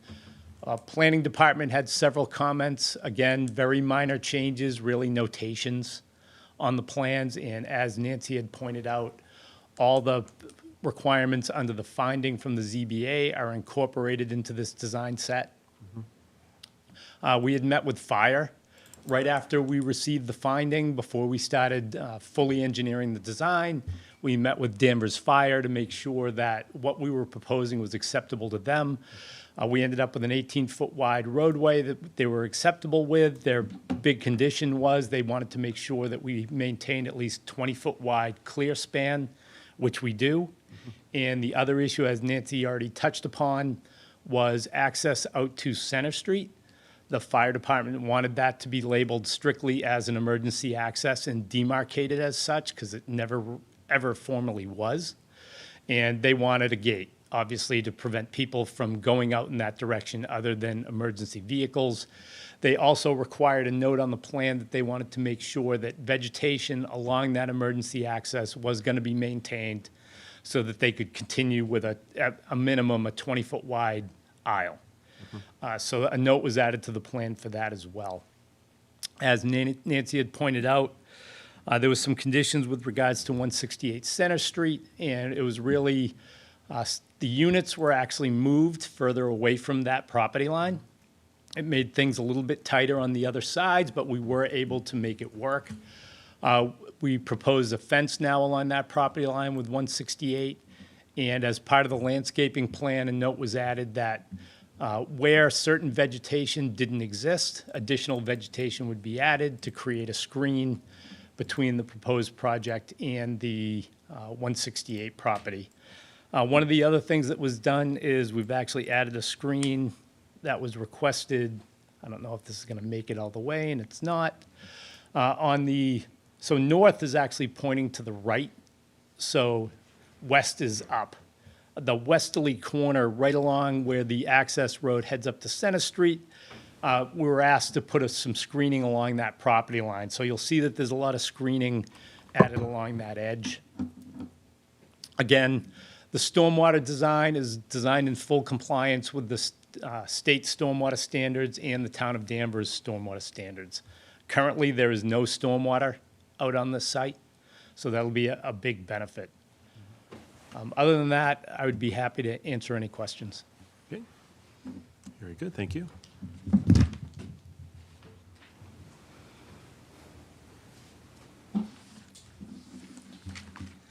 think that is really it. This project does encourage the most appropriate use of the land and encourages housing for persons of all income levels is the goal of the bylaw. And this type of development, mobile homes, do address that need. These units typically sell in the 190 to 200, 220 range, which you're certainly not going to be able to find a single family home or even a condominium for that price point now in Danvers or North Shore generally. So this does fit a need for those who fall into the category that was mentioned earlier in the evening of the very low income levels. So it does meet a need for housing for those who wouldn't even be able to afford an quote-unquote affordable unit in a 40B development. This addresses that as well. Again, it's been in existence for a long time, and this is a good expansion, as the Board of Appeals found. So here we are, and we'd be happy to answer any questions. Okay. All right, very good. So just for members of the public who are here, what we'll do, since it's a public hearing, we will entertain any public questions or comments through the chair, but first we'll have any public, rather we'll have any questions from members of the board to the applicant. So I'll start things off with Mike DeCoulis. Do you have any questions for the applicant? I just had a quick question. I think you mentioned that you talked to the fire department and that the 18 feet was the roadway, and then there was additional clearance beyond that to 20 feet. It looks like the plans are showing 18 feet, which includes like a stippled area adjacent to the road. Is that is the dimension incorrect, or is No, that? what it is that stippled area is the shading for the edge of pavement. Oh. So 18 feet is edge of pavement to edge of pavement. And then you have another foot beyond that that's just not Minimum. shown on here. We have a yeah, minimum, yeah. another foot, but we don't show that. Gotcha. It's just, you can tell by the grading, you can tell by the placement I of the see. buildings Okay. that you have the 20-foot width. And then in addition to that, with the fire department, were they okay with, from like a truck turning standpoint, with that wet easterly Yes, curve? we actually provided them with a turning Oh, great. Okay. radius We for don't the have that. vehicles. Is that in our packet or no?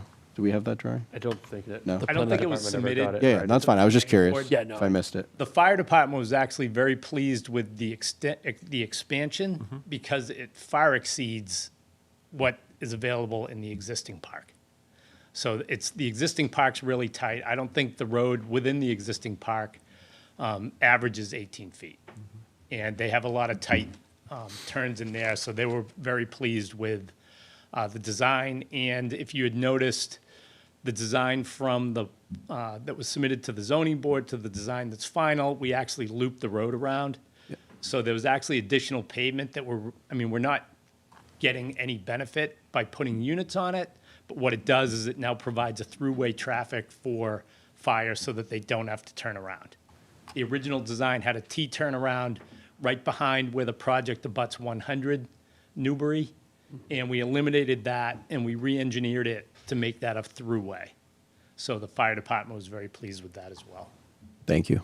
Josh, on that note, does this fall into the same thing we've talked about a few months ago or maybe a year ago about the streets not dead ending? Like, because he was just talking about how they added this. Does that fall into this or does that not? This isn't a subdivision. This is just an internal. So it could have dead end if it wanted to?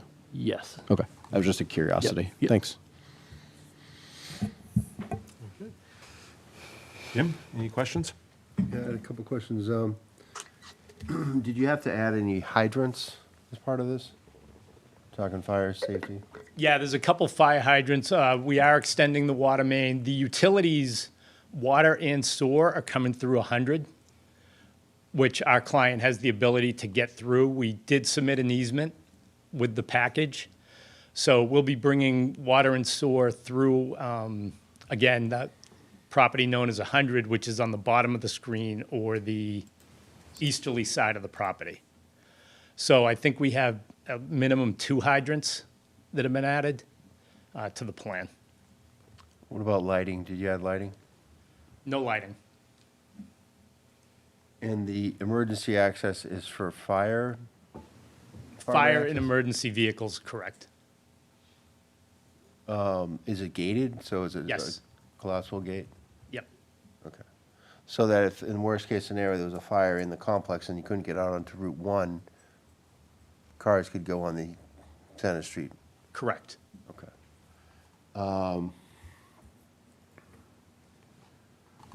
And I like the snow storage. That's good. I was wondering where you're gonna put it all.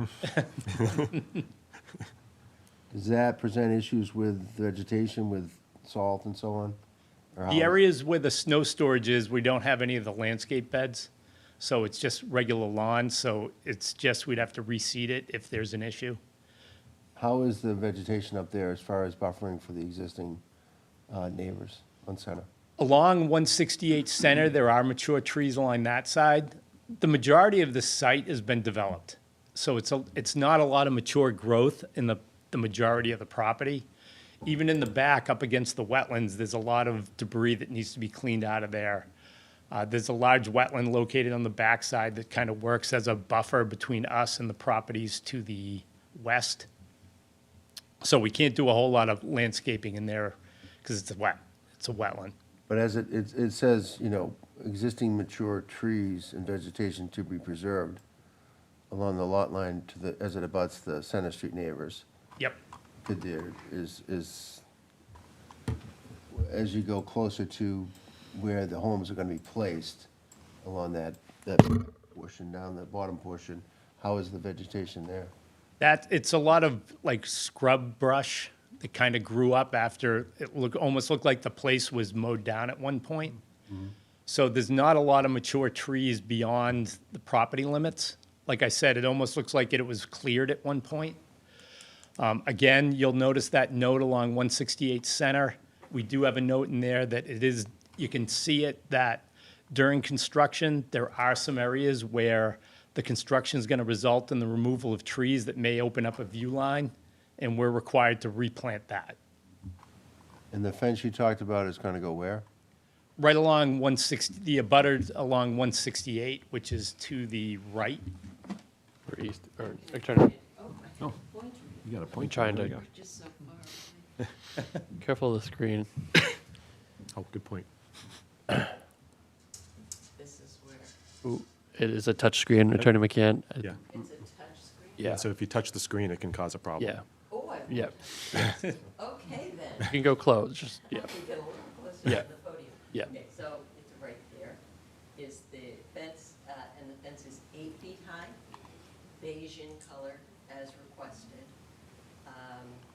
The other landscaping that John mentioned that's going in is here, in this little B area, arborvitae's there. This is the wetland area, so we really can't do anything here. This whole area from here up is wet. He mentioned the utility lines coming in, they're coming in from here. The applicant controls this property to the east. Okay.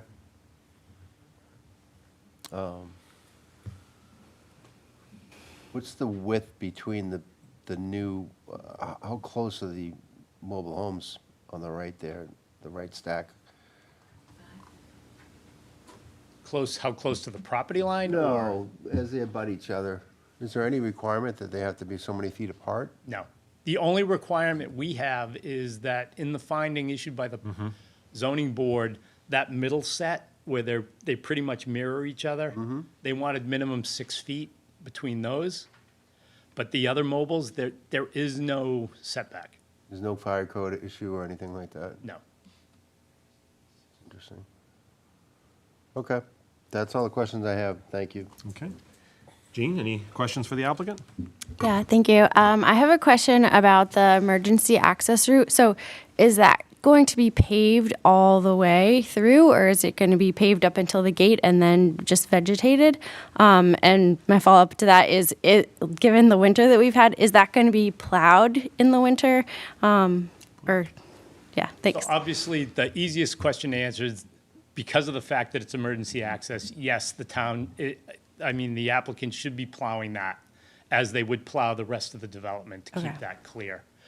The pavement stops at a certain point. It doesn't go all the way to the gate, and it's gravel the rest of the way. So again, you know, in the world of drainage these days, we try to minimize the amount of impervious surface. So we didn't see the need to pave it all the way out to Center Street. Okay, thank you. As long as the snow is removed. That's all. Okay. Yeah, I just have just a couple of questions with respect to, in reviewing the, in reviewing the original, the application as well as the decision from the zoning board of appeals. So, there was, which granted the, well, actually, it was per a finding of that, allowed the 24, the 24 units via a finding, is that correct? Yes. Okay. And in terms of the, and so there's so one question I had with respect to it, the decision calls for a 9-month check-in with ZBA to determine efficacy of mitigating measures with the neighbors. Is that something, just more in terms of where we, is that 9 months post-construction, I assume, or? We actually went back to the Board of Appeals at the 9-month Okay. point Yep. and had that discussion with them. Okay. Because the decision didn't say 9 months from what point. But we did go back, we met with them, we discussed the applicant has done quite a number of different upgrades to the property since he acquired this in 2010. Okay. Including putting this property on sewer. When he I see. originally purchased it, it was not on sewer. So he's done a lot of different upgrades that we talked to the Board of Appeals about. And we did go back to the Board of Appeals, but it was kind of acknowledged that we hadn't gone any further. But they did not ask us to come back again, although we would certainly do that once the homes were Okay. installed.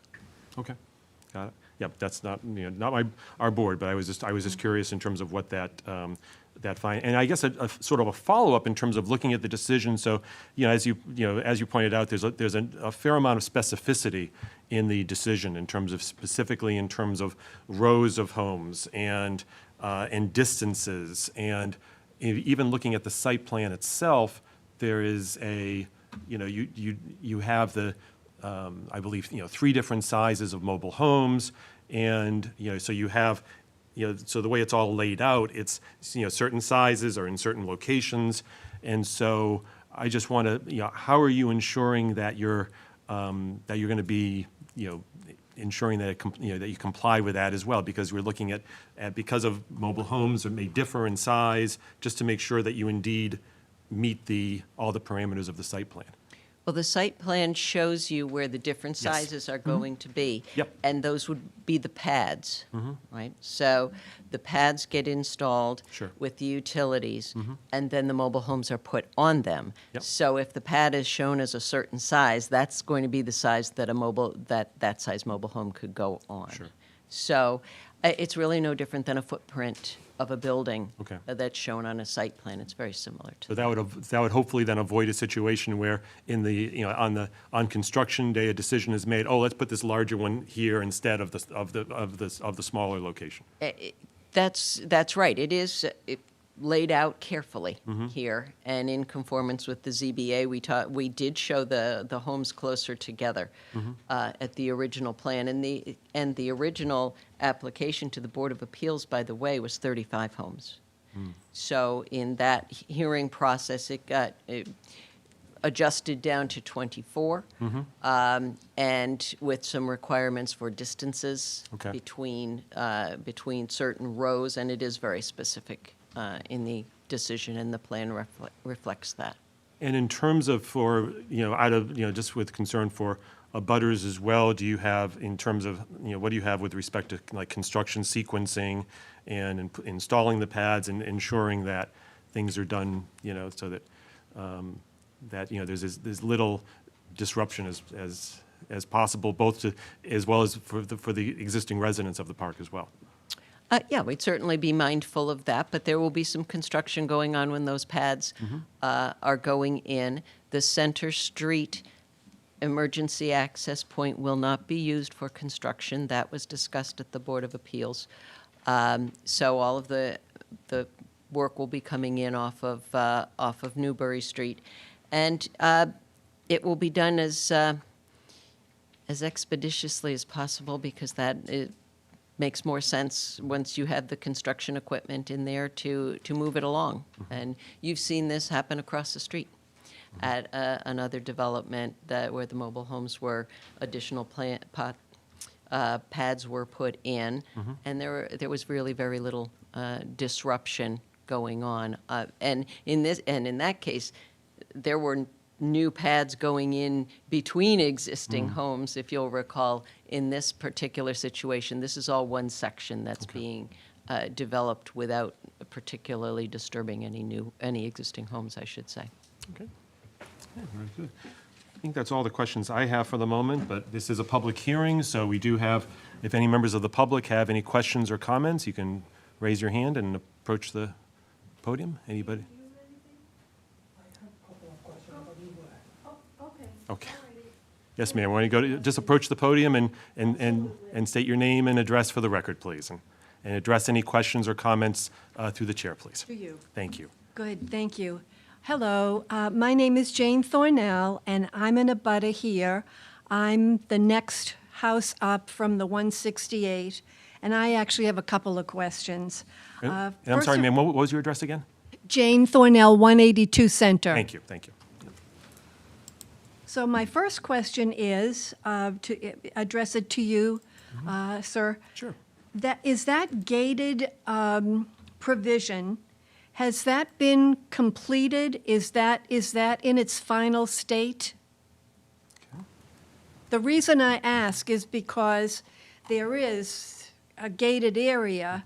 However, if you take a peek, it's right beside the driveway of another house. Okay. And you can see where people have gone in the driveway and then scooted right around that emergency entrance. So I guess my question is that finished? Is there going to be any kind of a barrier to prevent that from happening?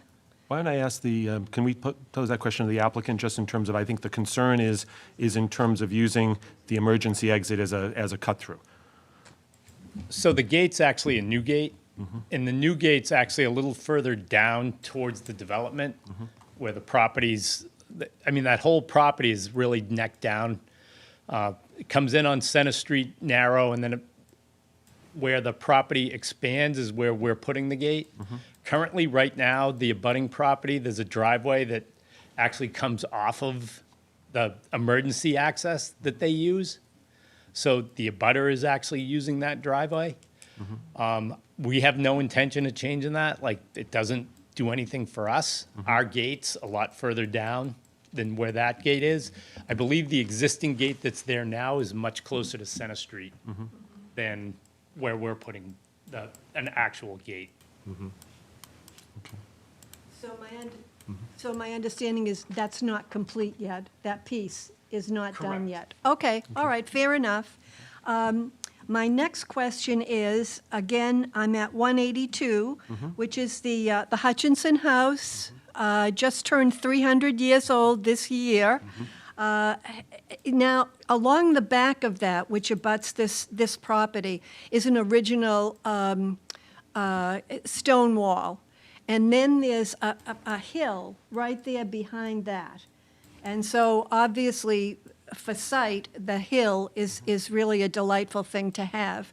Is that going to be touched in any way, shape, or form in terms of that? Because the access road is behind, that's my understanding. The access, I've never walked back there. The access road is behind that. Is that going to be left as is to maintain the property privacy? Yeah, can you? I need a better understanding of what hill, unfortunately, that you're referring to, because it could be on the abutting property. It may not even be on our property, the hill that you're talking about. I think I'm sure it's on your property because it was one of the original placements was going to be half a dozen mobile homes. So that's what makes me think it's yours. Okay. I can Yeah. show you a little bit. Yeah, There if go. you want to Don't approach. touch. Careful. Just be careful. Don't have to tell me twice. Make sure there's There nothing you on the go. floor Now, you let me could see if I can even trip over. pick it up. Yeah. Okay, so Yeah. here's I could show you where you are. You're right. It's 68 rear, So so you- that's my next door neighbor. So then you go up. And then Yep, that's you right there. That's your parcel. Right. Yep. You see Yep, your right name. there. You see your name right there. here is the Yep. Hutchinson House. I'm a Stewart. Okay. Yep. And then the wall goes, I believe, right here. So what's this little furry thing here? I see guest parking. Yep. I mean, I'm just very interested. Yeah. I'm going to be looking out my bedroom window to guest parking. So I'm here. Yep, so what this is the existing vegetation. Okay. It's all through here that we're not gonna touch. Okay. So that's the hill. Yeah, so the hill that you're talking about now, thank you for pointing that out, is this in here. So we've got some guest parking right here and additional parking over here. All the mobiles are further away from that. So the majority of this area, we're not touching it. We will be grading right in here to make Okay. space for those, the guest parking, the parking spaces.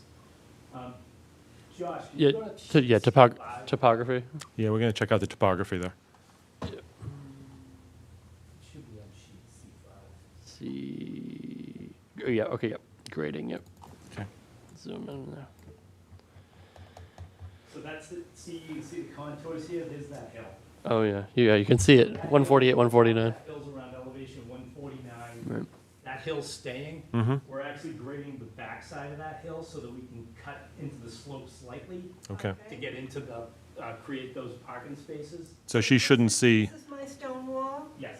That's This my is your stone stone wall, wall and my right house along is there. here. Yep. Fine, Okay. fine. One last question. Oh, sure. Oh, that's the pointer is Oh. Josh's. I did touch them. It's okay. Okay, one last Oh. one. So when? Hold on, ma'am. If you can just speak into the Surely. microphone there so people can hear. So, the request for tonight, a waiver, I don't understand what that waiver is for. What's that waiver for that you're asking for tonight? Yeah. I'll leave it to the applicant if you want to answer that question.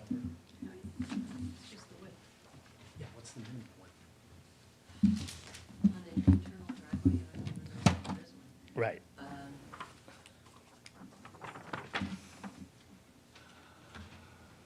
Do. Oh, yeah. Josh from town staff, can you Yeah. No. It's just. assist? It just. It's the width of the Yeah. Correct. drive-by. Yes. So. In section 10, the requirement for two-way traffic is the width of a two-way 24 feet. is 24 feet, and there, you folks are, the project is proposing 18 feet. So the waiver is, So it's a narrower Right. access drive. And Correct. Yeah, parking so lot what access. the request is, as Josh had pointed out, under your regulations, you require 24-foot wide for two-way traffic. We're only proposing 18 feet, because this is really, it's a glorified driveway, is really what it is. And again, I kind of stated it earlier, we're kind of in a world where, you were talking earlier about the cost to develop sites and whatnot. Not only is the building code has caused the cost for construction, but stormwater management in the last 10 years has caused site costs to go up tremendously. So when we can, where it's feasible, we've tried to design sites where you minimize pavement. And a lot of the towns look for that, because why do you need such wide roadways? This is a perfect example. Again, this is nothing more than a glorified driveway, and 18-foot wide paved is more than adequate for 2 cars to get by. So that's what the relief request was, to Okay, reduce so that that's from. 6 feet. Yeah. Well, and one last, and I'll sit down. When we first learned about this, and it was presented at zoning, we learned that this had been in the works for almost 2 years. The abutters didn't hear about it until it went to zoning, which obviously was, in my opinion, a big mistake not to include us in the planning. But the point being that I did my due diligence, and I made an entire day going up and down Route 1 to look at every mobile home community that's there. And quite frankly, there are some that are just lovely. Grass and lawn ornaments and flower boxes. this is not one. This is not one, and I don't know if you've been on the property or not. And by the way, I found out that day that the property is private. However, then, and that was probably 18 months ago, then to now, there's no signage that says that's a private piece of property. There's no signage that says how to get on it in terms of, asking permission. So I would like that clarified. Because, I don't know if you all have visited or been allowed on the property, but, if we want to advocate for the homeowners that are there and make it just as nice as it possibly can be. And obviously, it seems to me, I don't know much about mobile home communities, that these others up and down Route 1 seem to be managed a bit differently. I'm being kind. So I don't know if someone can speak to that signage that needs to go up? If or the should it applicant go can up, or speak as has to it become signage. public since that time? If the applicant can speak about signage for in terms of the community. Well, there is signage for the community. I think what Ms. Thornell is saying that there should be signage that says private. Well, you told me it was private. It is private, ma'am. How would I know? Because it's private property. I don't have a sign on my house that says private. It's not public property. It is private property. You do not have to have a sign that says that it is private. But what, visitors? Through the chair, please, through the chair. No, I'm What sorry. do visitors do? I guess a question, the applicant, just in terms of if a visitor is coming to the property, what is their? If one of the residents invites a visitor to come, they could certainly do that, just as I can invite someone to come to my house. Sure. But that doesn't mean somebody driving down the street can come onto my property. And this is very much private property. This applicant, as I said before, has done a lot of improvements to this site since he purchased.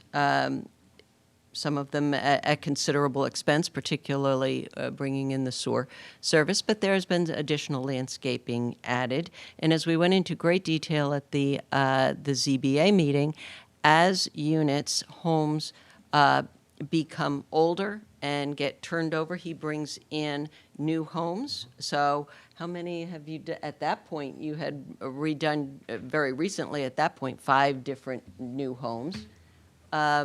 So the newer homes come in, the older homes are older. Sure. But as they're also owned by individuals. So the applicant just can't come in and say, hey, your house is old. But when there's the opportunity to bring in a new home and replace an older home, he does that. Thank you. Any further questions or comments from members of the public? Yes, sir.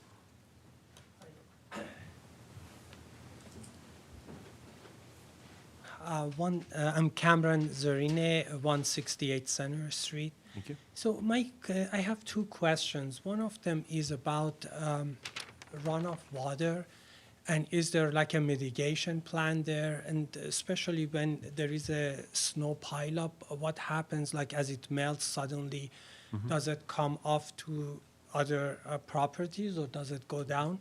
And the second, let me ask my question so you can answer all of them. So I'm keeping notes my too. other question is more of a curiosity, that if it's a gravel road, how do you plow it to get the emergency vehicles in and out? And that's all. Thank you. Thank you. So I'm just going to step up here. It's going to be easier. So the stormwater comment. So 160. And I'm sorry, just for the record as well, if you can just identify yourself again, just for the. John Moran Yep. from the Moran Cameron Thank you. Group. 168 is located here. All the runoff goes from pretty much to the westerly direction. Okay. So it's all flowing in this direction.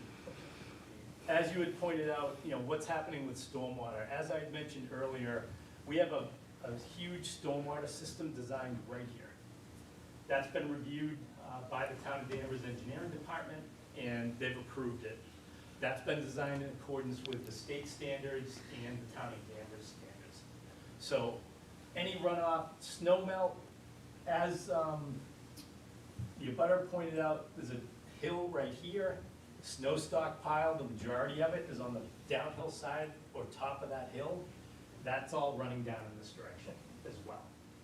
Now, with regards to plowing gravel, that's always an issue. Usually what ends up happening is at the end of the season, you've got a pile of gravel at one end of this, wherever you're stockpiling the snow, they need to come in, backblade it, move it back, and most likely, every couple of years, they're bringing in additional stone to line that driveway. Over time, it all just starts getting compressed down. So again, what they do is they try to reuse wherever they stockpiled it, wherever it fell out of the snow where it was melted, and then they bring it back, respread it, but eventually, 2, 3, 4 years later, they will most likely be graveling that road again. Since we are there, can I ask you? Yeah, please go ahead. You can do a follow-up, yeah. So, Go to the podium just so people at home can see and hear you. So this is more of a curiosity. When you said you are carving out that hill to get the parking, how far does it go from there? These parking spaces, they're about 9 feet deep, and we're going in about another 9 feet beyond that to grade that back of that hill. So obviously, you can't park on the side of the hill. Sure. So we're just pulling that grade out, we're pulling these grades around the hill, we're kind of carving out around the corner, and, the furthest point's probably 15 feet, but we're never getting to the top of the hill, so the top of the hill is always gonna remain intact. So we're not cutting down any of the hill. Okay, and on the right. Just a follow-up question is just in terms of, as you're saying that, what measures when you're doing carving that out, is there any measure or just I'm just in terms of the extent of the carving out to prevent any sort of erosion or from the. So the way the grades are set up, usually, back in the day, we used to design 2-to-1 slopes, which means 2 feet vertical for 1 foot horizontal. Over the years, that's been changed. People want 3-to-1 slopes. We've got 3-to-1 slopes, which is easily mowed, it's stable. Sure. It doesn't require any sort of jute netting or anything special to stabilize it. Okay. Literally, you can grade it, seed it, and once the grass comes in, it's gonna be stable. Got it. It's not gonna erode. There is no large subcatchment up at the top of that, that we have to worry about water coming off that hill, eroding those slopes. So, it should be fine. As you would expect, on the limit of work line, we do have wetlands in the back. We are gonna have erosion controls so that sediments do not get cast into the wetland. Okay, got it, thank you. And my last question, on the right-hand side of that hill and then bottom side, that area is, you're just leaving the natural vegetation alone, and You're that's. talking about along here Yes, and then along yes, here? yes. Yeah, so as you recall, we moved a lot of the units further away. We've got minimal grading along here. The fence is going in along here. We're proposing to maintain all that existing vegetation. And where that vegetation is sparse, where we don't have a good buffer, we do have a note on the plan that we're gonna be required to plant some vegetation where those holes exist. Thank you. Thank you. Mr. Zubrick, did you have a question?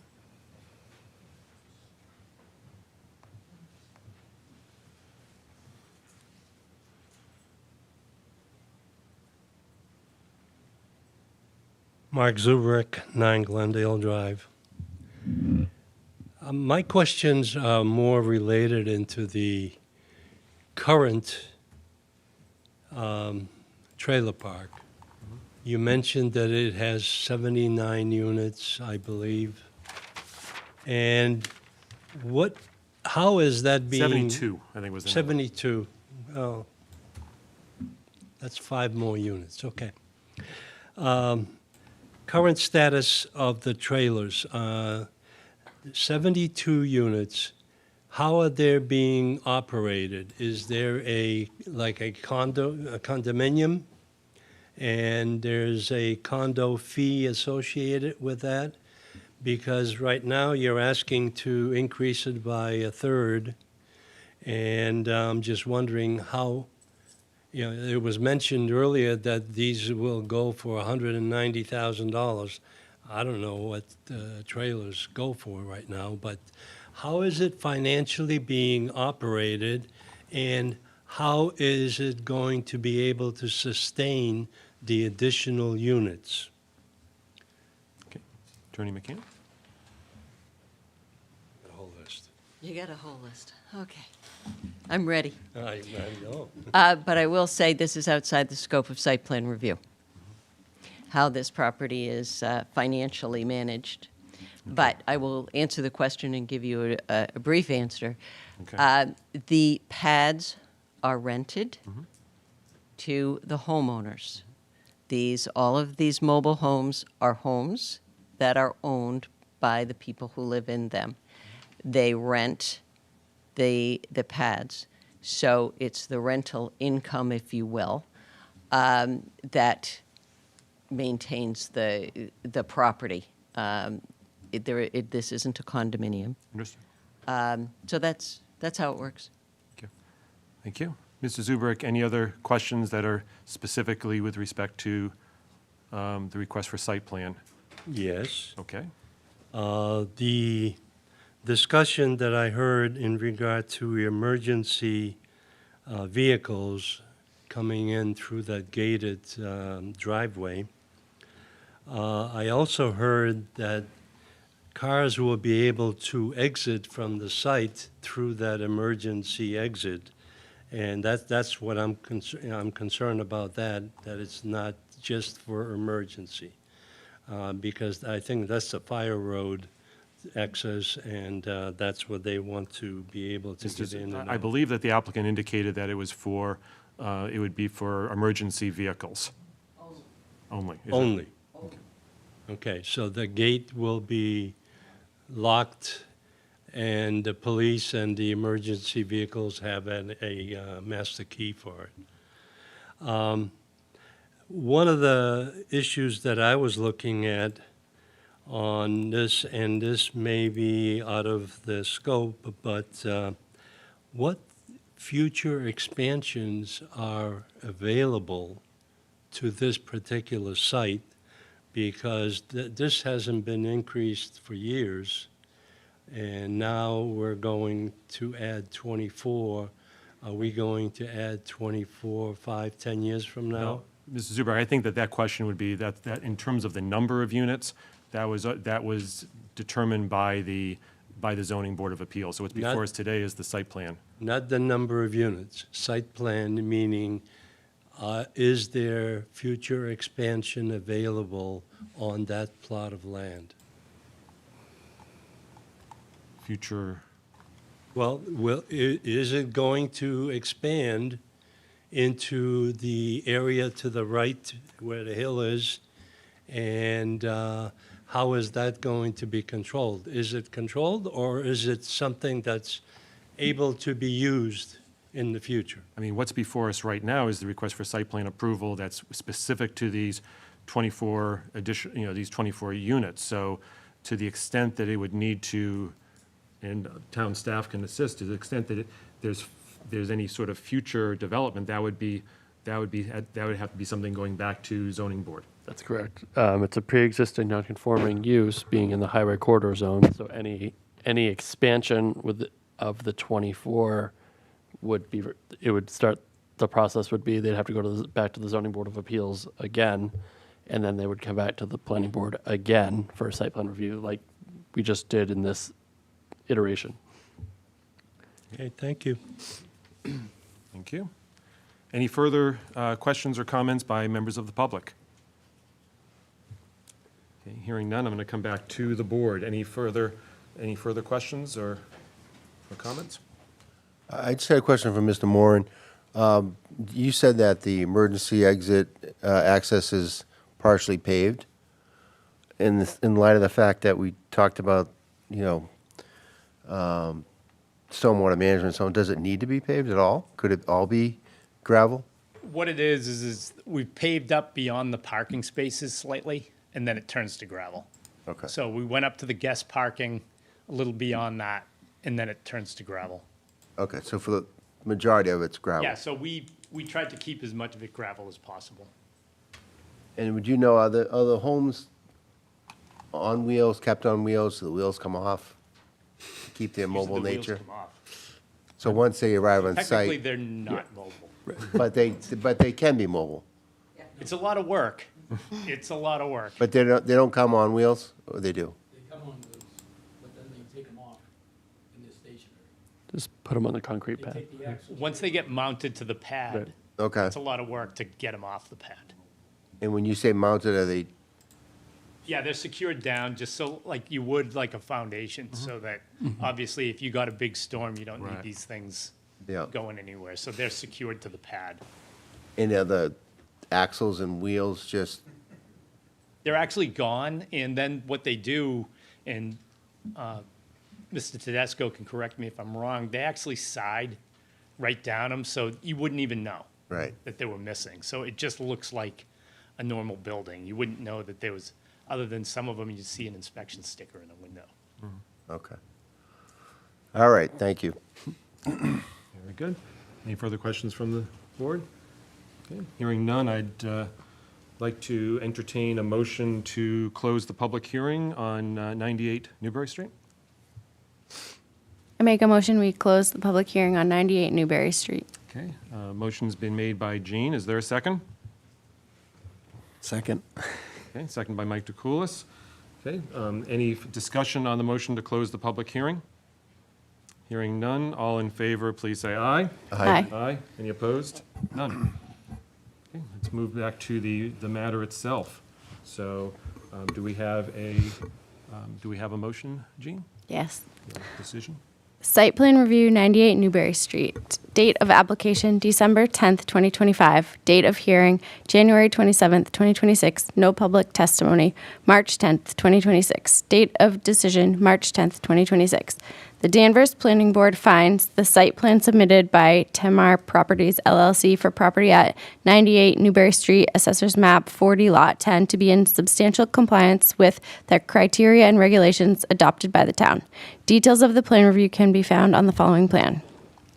Site development plans for 96 to 98 Newberry Street in Danvers, Massachusetts. Assessors Map 40, Lot 10, prepared by the Moore and Cameron Group, Incorporated, dated December 5th, 2025, revised to February 20th, 2026, consisting of 11 sheets. Supporting materials include technical report prepared by the Moore and Cameron Group, Incorporated, dated December 5th, 2025, revised to January 27th, 2026. The following submission requirements have been waived. 1. Section 4.3.1 Title Sheet. Title Sheet is entitled Cover Sheet C1. Existing contours are shown at 5-foot intervals. 2. Section 4.3.2 Site Analysis Plan. Site Analysis Plan is entitled Existing Conditions Plan C2. All trees over 6-inch diameter at breast height DBH are not shown on the plan. A note containing the number and total of DBH of all trees with a DBH greater than 6 inches is not shown on the plan. 3. Section 4.3.3 Dimensional Regulations Plan. No dimensional regulations plan submitted. The location of existing easements, proposed yard setbacks, zoning dimensional table, and zoning district boundary lines are shown on the site layout plan C4. 4. Section 4.3.4 Site Construction Plan. Site Construction Plan is entitled the Site Layout Plan C4. Existing and proposed contours are shown on the Existing Conditions Plan C2. Grading and Drainage Plan C5. Utilities Plan C6. Proposed drainage system in general is shown on the Grading and Drainage Plan C5. A table indicating amounts of earth material that are to be removed, added, or reused on site is not shown on the plan. The project does not have large cut fill volumes. Earth material from the cuts to be reused as fill on site. 5. Section 4.3.6 Utilities Plan. Sewer profiles are shown on Sewer Profile 1 C-10 and Sewer Profile 2 C11. 6. Section 4.3.7 Landscape Plan. The landscape plan is prepared by a professional engineer instead of a registered landscape architect. Existing trees with a 6-inch DBH or greater to be removed is not shown on the plan. The yard setbacks and a table showing the percentage of existing and proposed impervious surface is shown on the site layout plan C4. 7. Section 4.3.8, Off-Street Parking and Loading Plan. The off-street parking and loading plan is entitled the Site Layout Plan, C4. The construction details and type of materials is shown on the Construction Details 1, C8, and 2, C9. 8. Section 4.3.9, Lighting Plan. No lighting plan submitted. No lighting is proposed. The following requirements from the zoning bylaw have been waived. Section 10.3.g, width of access drives and parking aisles. All access drives and parking lot aisles for two-way traffic shall have a minimum width of 24 feet. The project proposes an access drive for two-way traffic with a width of 18 feet. Conditions of approval.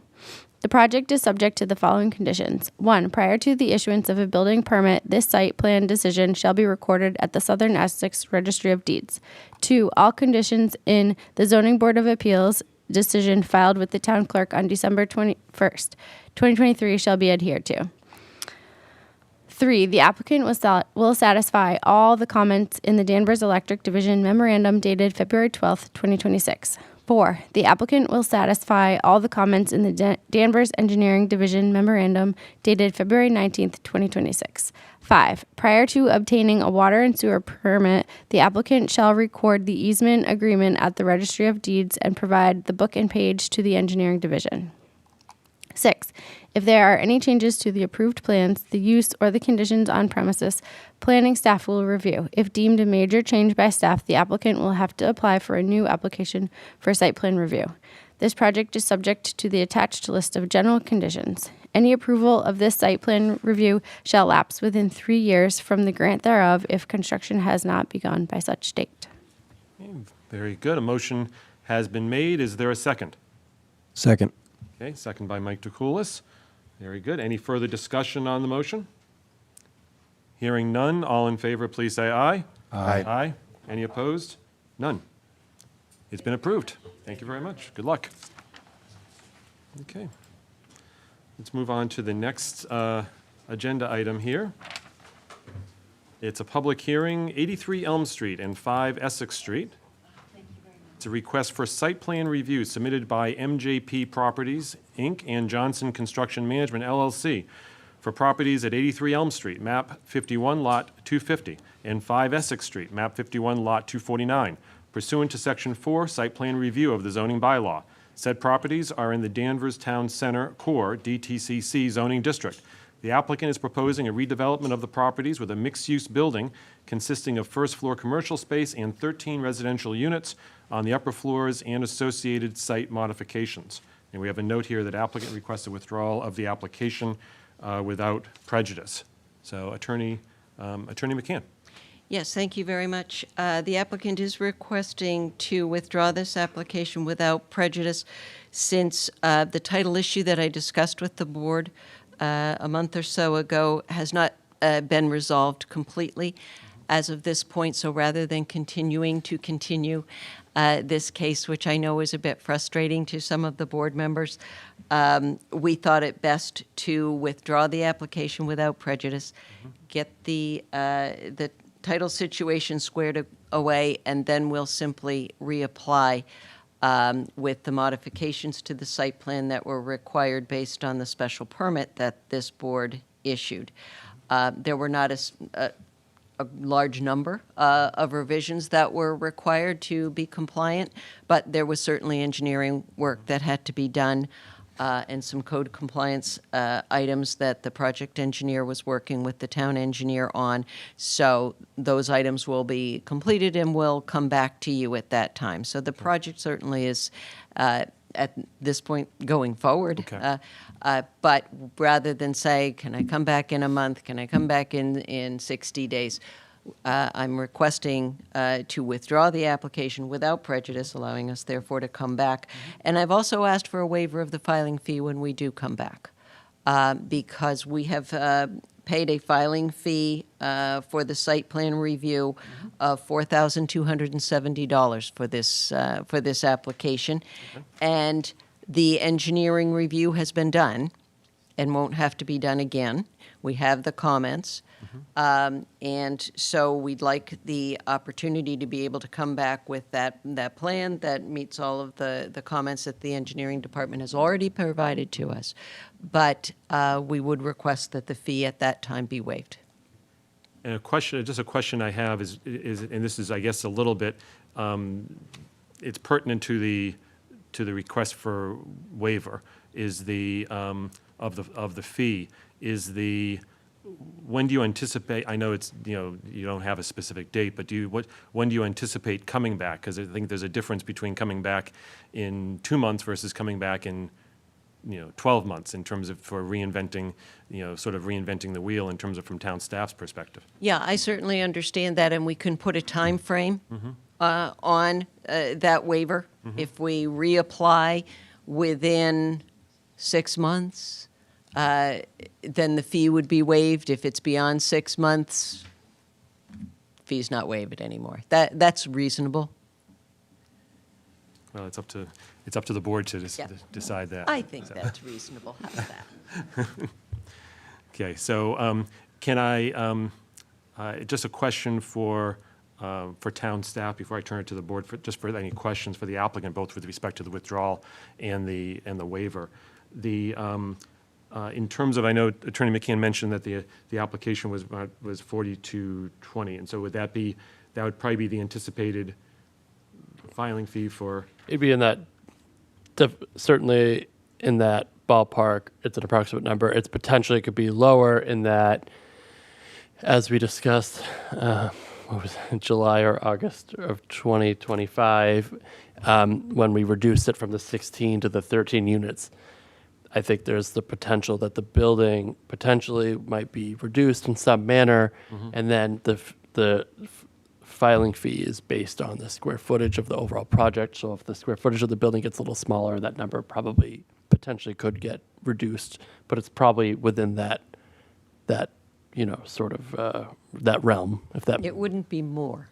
Sure. Okay. Yes. Sure. Understood. That might be a more succinct way to say it. Okay. Because I also, because I also want to be respectful also of town staff's time and energy that goes into reviewing these as well. So let me turn it over to the board if they have any questions for the applicant with respect either to the request to withdraw or to the request for waiver. Jean? I don't have any questions. Mike?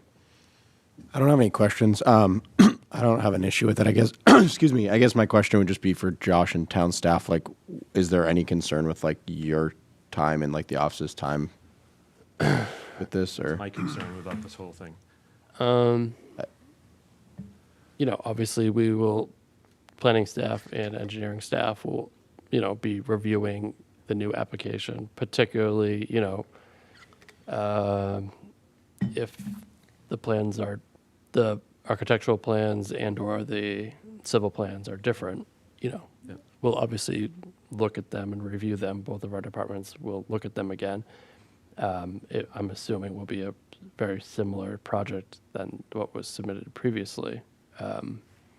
Yeah, I don't know how to quantify what's similar and not similar. I guess it's hard to say without And kind the of. board has the authority to waive either the fee either in whole or in part. Yeah, as well. for sure. So if we wanted, if there was a matter of waiving the, Yeah. or conditioning it on time, either conditioning on time or waiving it, or cutting it in half or something of that. It appears that there is some discretion here that if the board, feels comfortable. Do we have to make the decision tonight? Only because it's taken forever to get to this point. Yeah, I understand title problems and how long they can take to clear, but,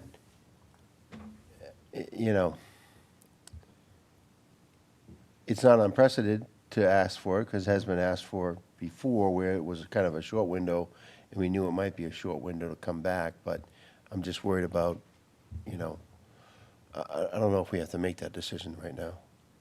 Or do you think we have to make it today? The withdrawal, we could. Separate decision. Yeah, we could. We So, could I think we're parse fine it with out. But extending it, but I don't know if we need to make that decision today, because we haven't seen the extent of the plans. Maybe they come back and they have more changes than anticipated.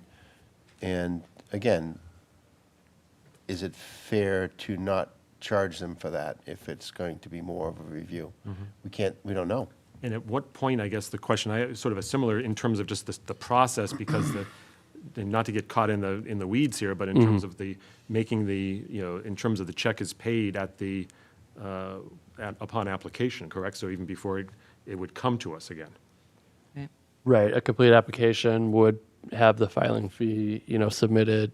I mean, I guess it could also, the applicant could request a partial, they could request a partial refund of the fee with their application, but that's. But it would seem to me if they applied today, they're not going to get on our agenda for Right. how many weeks? Yeah, probably 5 or 6. So we would know, okay, they just reapplied to come to our August meeting. At this point, and from what we can see from the application, you can tell us, in your opinion, is it extremely similar to what you already looked at? It's not going to take much of a review. Sure. I don't think we have to make that decision tonight because we don't have enough information to make an informed decision. So I think we could table it as far as the rebate or refund or, not assessing a fee. But I think I'm fine with, the first action. Part of my thought on requesting the waiver is that my client would have been just as happy to request a 6-month continuance. And then we wouldn't be talking about fees. Even if he came in within that period of time with a totally new site plan, you wouldn't be charging him a different fee because the hearing would still be open. But given my conversation with the town planner and understanding the concerns that I heard with keeping this on your agenda, having it take up space on your agenda, my client said, okay, why don't we just withdraw? So it was, but as far as he's concerned, he would have just continued it for 4 months or whatever. And then we wouldn't even be talking about the fee. That's why I thought it was appropriate, and it has been requested and granted in the past. The waiver of the filing fee. I do understand putting a time limit on that. We're not asking for a rebate. If we don't ever come back again, we're not asking for the money back. Well, that would be a nice idea, but we're not. No, I was only saying a rebate if you paid it the next time along. I see I'm not what talking you- about a rebate of anything in the past. No, that wasn't there, okay. I'm a thrifty New Englander, no. It's a request. That's all that, and I think it's as I said, I think it's a reasonable request under the circumstances. The applicant is kind of stuck in this spot, not of his own doing, as I explained to the board at the last meeting.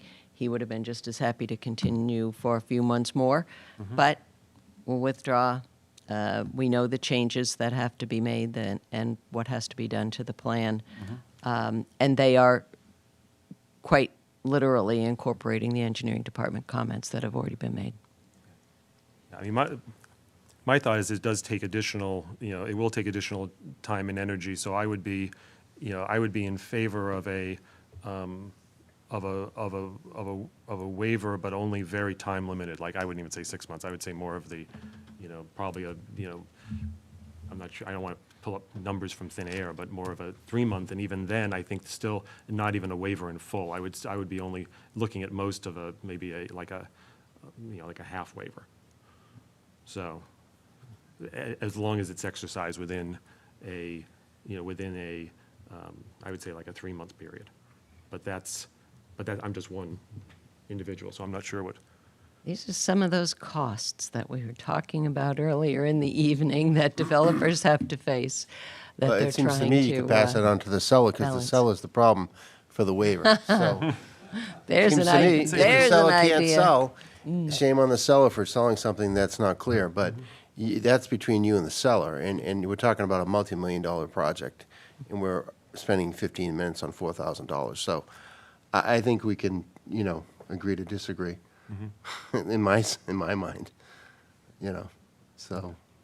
Other members? You want to separate the vote? I think on we would the- separate We should definitely do that, I think, yeah. Yeah. Or table that section Yeah. to when the plan comes back in, and we can ask for consideration at that time. I'd be in favor of tabling the fee, because then we'll know better in terms of. Yeah, I think when they apply again, then we should talk with Josh and then see how different things are and then go from there and make a decision on the fee. But I think vote on the other part of it now. That's just my opinion. Jean, your thoughts? Yeah, I mean, I'm fine with voting for one or both, but sure. And Jim? Yeah. Okay. We can. All right, why don't we split this up He first of all? said. So we have so with respect to, do we have a motion on the requests by the applicant, 83 Elm Street and 5 Essex Street, to withdraw the application without prejudice to refiling? I make a motion that we, No, it's not. It's not a public hearing. Yeah. That's what it says. What it says. It is a public hearing, so What's that? I guess it is a public hearing. The chair's discretion, I'll entertain a question. Yes. Not really, it's a motion. Nova Samuel Town Meeting Member, Precinct 1. I just had a couple comments. I don't see any reason why the fee shouldn't be waived. They could just extend it. They could just continue it. There's, like she said, this is what we talked about how much it costs to build. We've already reduced the number by just 3, which I'm sure already eats into their profits.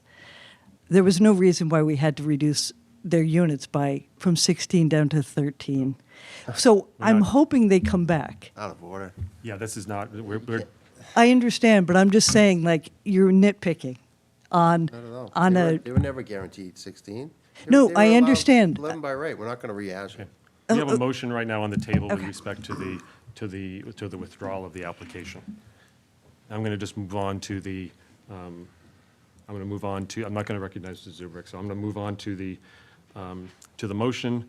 Motion's been made by Jean. I make a motion that we approve the request for we entertain the request for withdrawal for 83 Elm Street and 5 Essex Street. Second. No prejudice. Without prejudice. Prejudice. Motion's been made by Jean. There's a second by Mike DeCoulis. Any discussion on the motion? Hearing none. All in favor, please say aye. Aye. Aye. Opposed? None. Okay, next would be entertain a motion with respect to the request for the waiver. So motion to postpone the request for waiver until submission. Is that what we want to say? And then do we want to put a time frame on it? I would think be the meeting after submission. Yeah, right. Like, I mean, where I sit, Within reason. the application submitted, and then I would just put this on the next agenda. We could have the brief, the conversation. Okay. That's how I view the process. All right, so a motion's been made. Do I need to clarify that, or are we good? Clarify it, yeah. So motion to postpone the waiver request until plans are submitted of and the filing fee, waiver of the filing waiver of the fee. filing fee until plans are submitted, and then we'll discuss at the following meeting. Sure. That seems good. Yeah. Very good. Okay, first, is there a second? Second. Okay. Second by Jean. Any discussion on that motion? Hearing none. All in favor, please say aye. Aye. Aye. Any opposed? None. So that'll be discussed at the first meeting following submission. Thank you very much. Thank you. Okay. Our next agenda item here is General Law, Chapter 44, Section 53G, Employment of Outside Consultants. Discussion about 53G outside consultants. Josh? So, this is placed on the agenda from planning staff. This is related to some personnel changes in the engineering department that we've been talking with them recently. The town engineer, Stephen King, has been promoted to the DPW position, director of DPW, and there currently now is only, and there previously had been, like 3 staff members in the engineering division, helping us reviewing plans and all of our applications. The they reached out to us, basically to the planning department, saying, because of this, personnel changes and only having one person engineering, for what we're calling like the short term or a season, we are hoping that the planning board would allow us the ability to work with outside consultants on reviewing applications that have to do, engineering division is generally, is reviewing utility stuff, stormwater, water, sewer, and, traffic-related items on other applications that we see. They basically asked the planning department if, for the foreseeable, short-term season, if instead of engineering only having one, have only one staff member for the time being, for medium and large projects that are submitted, could those types of reviews be done by 3G, the outside consultant, 53G outside consultants? So basically what planning staff is asking is if the planning board would give planning staff the authority to write scopes for RFPs for those types of engineering analysis, and to choose third-party peer reviewers to do those types of reviews for applications that we receive. Instead of having, when an application is submitted, we have to wait the 6 weeks, and then for the planning board to vote, yes, we want to do a third-party peer review. So when an application is submitted today or in the next 2 weeks, 3 weeks, or a couple months, we'd have to wait the 6 weeks to even start the whole review process. That just allows us the ability to start the process, and not utilize that time. And it would only just be for medium and large projects, and planning would be in be in communication with engineering, and if it's for small minor things, we wouldn't move forward in that direction. But it's for kind of medium and larger projects when they're submitted, until the engineering staff, a couple positions are hired. We're just looking to kind of keep the permitting process moving forward. So that's been the request from the engineering department, if the planning board would be open to allowing planning staff to kind of keep that authority, that ability to do that. Has this been done in the past?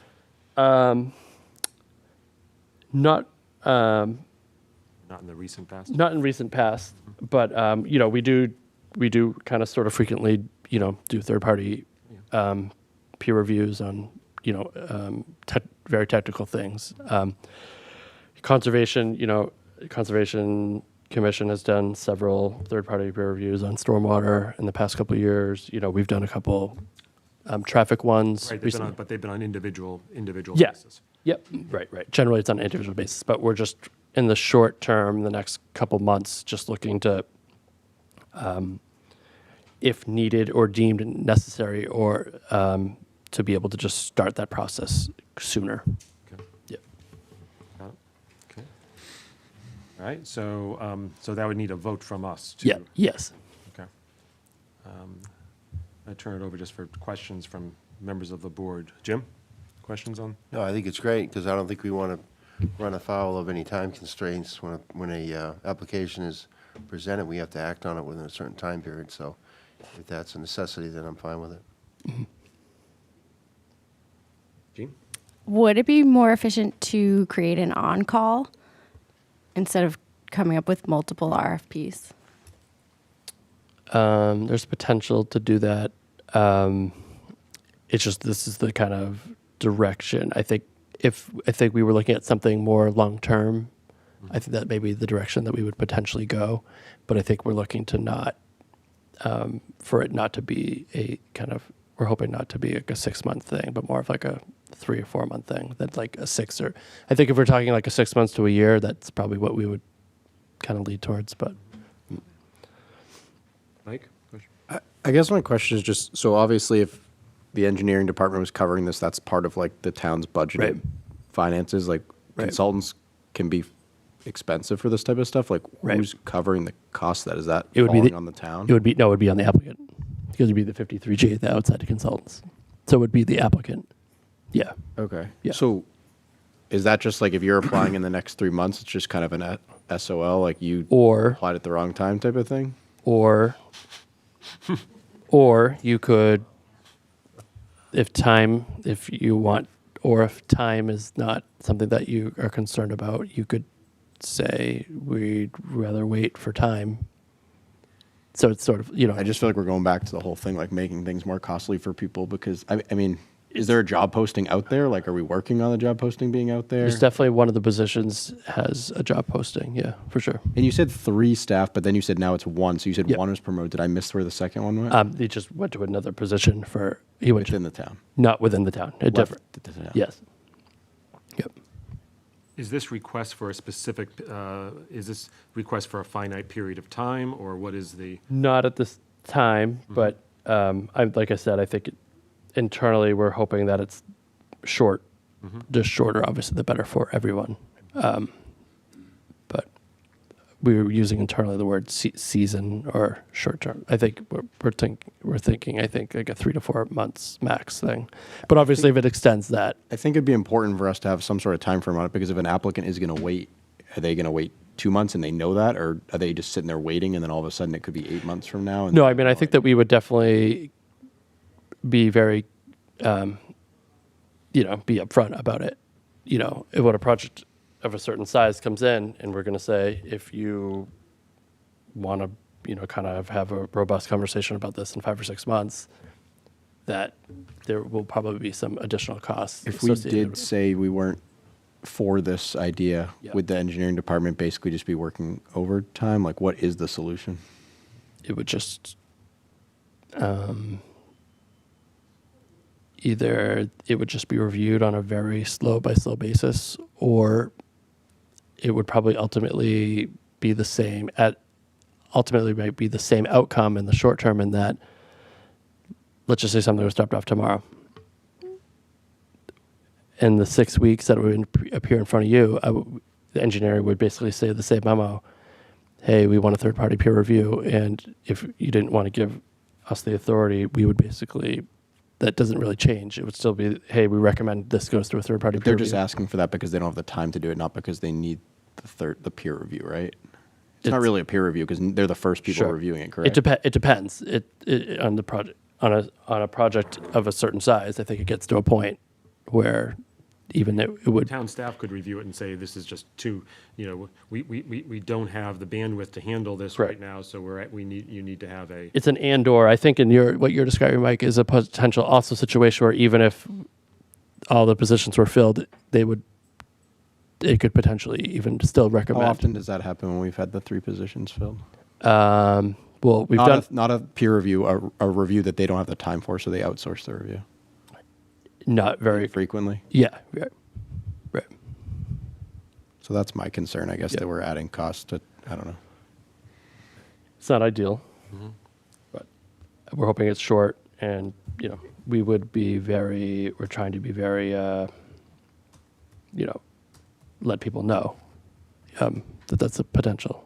But I don't know. That's the situation we're in. I don't want So- to put a time limit on Yeah. on it, but Sure. can we go and? Sure. Can the town, can town staff, can we, I think we can, can we ask, can we revisit the question, or can Sure. town staff? Yeah, I mean, if we want to discuss a time frame tonight and the board wants to say we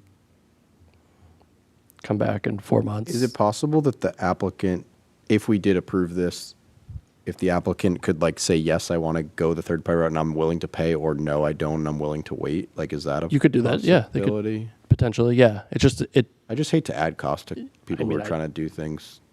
I don't know. I think we would probably all agree with that, for sure. Yeah, I mean, in terms of, I think it's important to be able to keep the, sort of the, to keep the trains running, to be able to to do this and to give town staff flexibility, so you're not having a delay. But I would like some, I'm a little, you know, I just want to make sure that there's some, you know, Yep. a sense of urgency for, you know, urgency may be too strong, right. but sense of that, you know, with all the deliberate speed, this should be, you know, this is for a finite period of time. Sure. I mean, would we like to? But you're making the request, so I want to, you know, that's. Yeah, no, I do want. I mean, if you want, do you want to say we could circle? Well, maybe like the second meeting in June, if it's talk about, like, you know, say we're good with this until June 30th, 2026, and then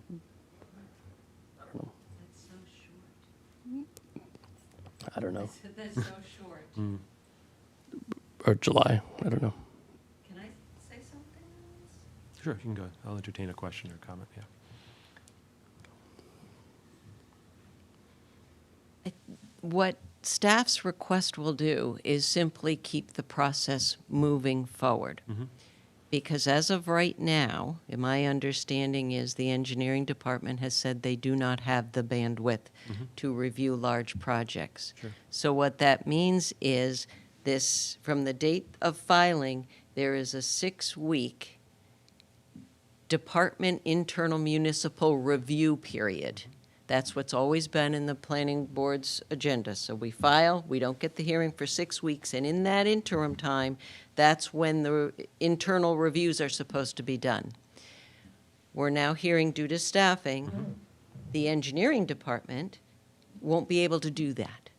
So the applicant right now is facing a situation where there's 6 weeks of time lost, and we all know that time is money, only to get to the planning board meeting, the first hearing, and have a memo from engineering saying, we recommend a third-party peer review. Now go out and spend another 6 to 8 weeks to get a third-party peer review going.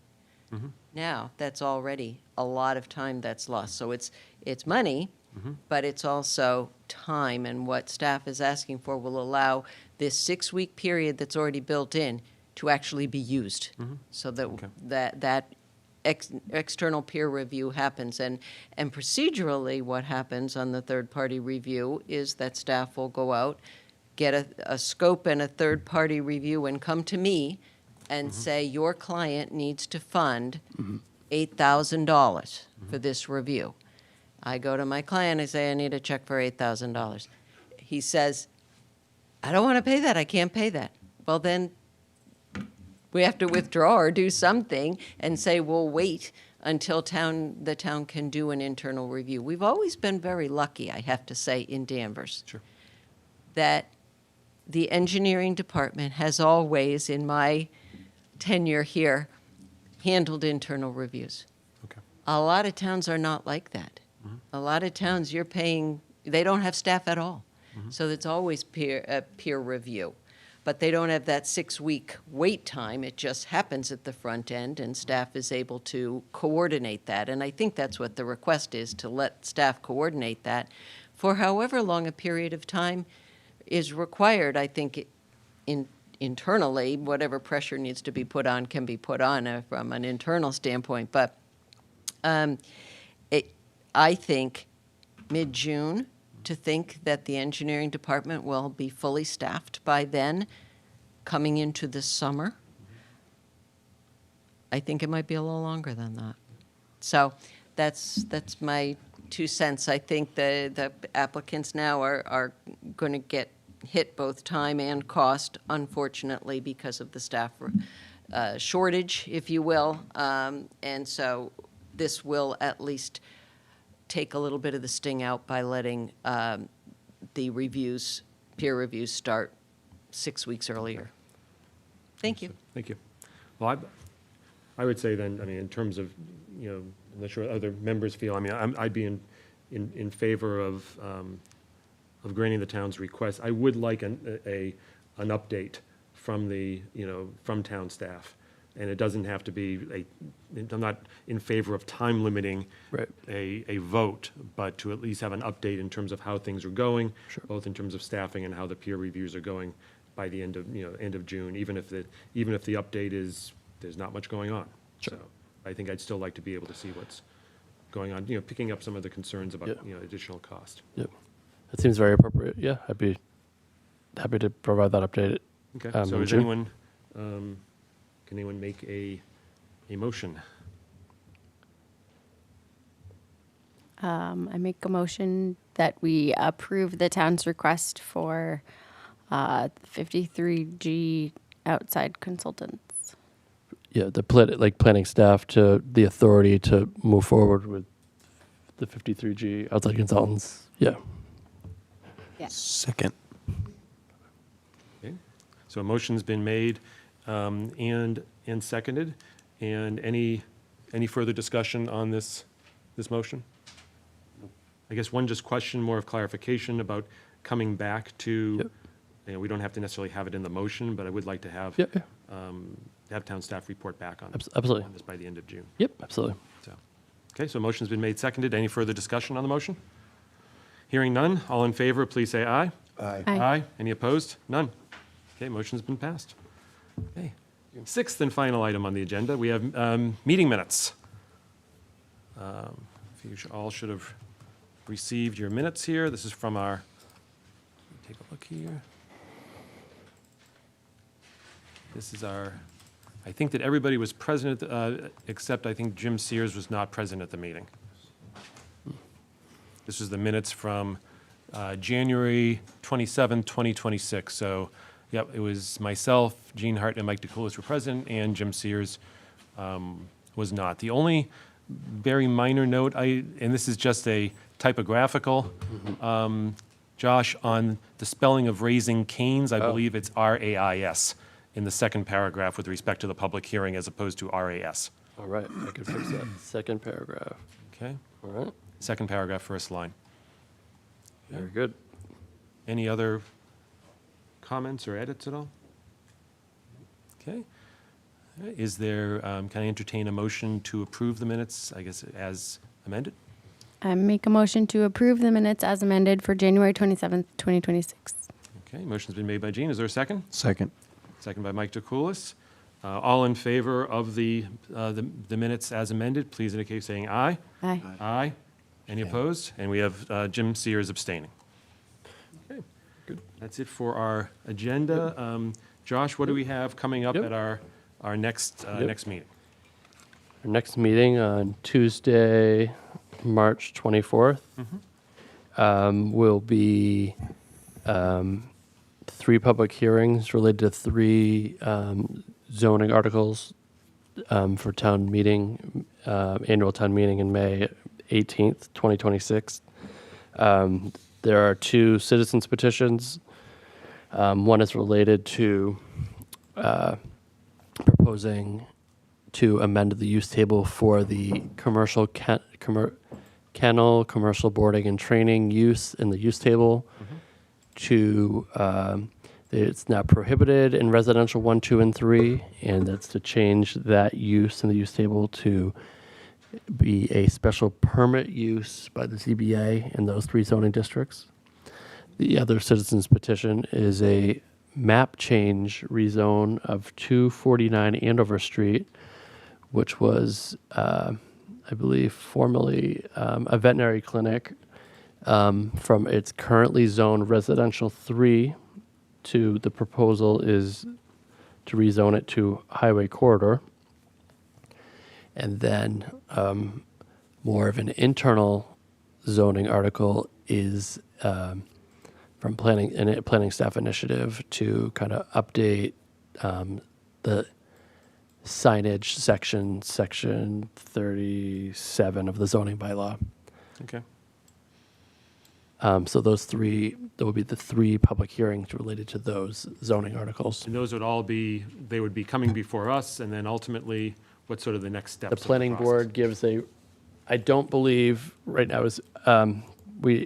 as we sit right now, I don't think that we would vote that evening on any of those. But ultimately, Sure. the planning board would vote for a recommendation on those zoning articles that would ultimately go to town meeting. And town meeting would have to vote 2/3 on all three of those items in order for those proposed changes to actually move forward. And they ultimately, like any, they would go through. The select board and Select FinCom and board all. has- Gets a look at it, and it goes to FinCom as well. It's certainly, any zoning amendment is certainly it's a significant process for sure. Sure. Okay. Anything else that's on the yeah. agenda for? And then, so nope, that would be that on that evening. It's just those three public hearings that we probably would not close and or vote on that evening, just because there are several meetings prior to town meeting, and it probably makes sense just to make sure if there's any the public process, any questions are coming from the public. I'm not sure how much the community will come out for those. There's potential that the room could have a decent amount of residents for sure. And just for your informational purposes, Yes. the boards, I'll be away on work travel, but I'll be on the big screen, so Sure. I'll be able to participate remotely and be able to chair the meeting remotely. Just in terms of calendar, just like upcoming items, I did send you folks an email today about an upcoming just kind of training that the town's putting together for folks on committees and boards, like such as yourself, and I will be there. It's a training working with town council. It's entitled Open Meeting Law and How to Hold a Municipal Hearing Training. So definitely recommend or strongly encourage you folks to attend. Just So both making for- sure that our both meetings are. participating as well as chairing meetings. Yep. Members, chair, staff, everyone associated with town with, running meetings. And what's the date of that, and where will that be? Yes, that's important. Thursday, April 2nd, here from 6 to 7:30 p.m. Okay. So, I'll be in town, so I will be there. all right. Great. Yeah. Okay. Anything, and then our next meeting after that is I think it is April 14th. Okay. And as we speak, there is one application for that evening, an application it was 156, 158 Maple Street. It's like a mixed use, like downtown. I'm not going to be there that day. That's not a good day for Same. I won't be here either. me. Just to let you know. Ooh, Do we have a new member coming? probably very soon, yes. Okay. That'll help. Okay. 3 of those. Sorry. No, I mean, that's so good. That's good to know. You won't be present on April 14th, and Jimmy will not be either. Okay. So maybe we can Yep. look at a potential. Yep. I'm just trying to think if I I know we typically are the second Tuesday, but maybe we can see if we can potentially move the meeting with some coordination. No, it's fine. I was with just trying to think members. internally. Yeah, if I could do the ad- 21st. It's if just I'd that's the advertise- tax deadline. That's what I figured as much, can't yeah. The do week it. after school vacation week, so that might be tough for people. What's that? I'm sorry? It's school vacation week the week after, so it might just be a That'd be difficult. tough for you folks. I'm probably okay, but I don't know if TBD. Gene, So school vacation I week could is. might definitely make it be- remotely. Possibly in person. Yeah. I'm Well, actually even in the same having- boat. The following week, you say? 21st. Yeah, I'm in the same boat. what about the so just while we're talking, that 28th, are you folks okay for that 28th? I'm around Yes. for that one. Fourth week of April. 1, 2, 3. I think I may be on another work trip that day. I think I might be in Ohio that day. That's a plan. Lou, your geo tracker would be It would be a little, it's Yeah. all these glamorous spots there. okay. That's good to know. At least, right? I mean, as we speak right now on the 14th, we could even hold the meeting with just 2 people. We may need to do something. Yeah, but it's just either before that or obviously, Jim, in terms of your availability before the 14th probably would be a no-go just because of. Oh yeah, I do a this lot time of of tax year, work. this time of year is not a It's ideal. not good. Okay, got it. Okay, so looking like that 14th. Maybe that Not good for me. maybe potentially the following week. Although Gene was saying that, and Mike were saying that It's school vacation week, but not ideal. Okay. Yeah, may not be around.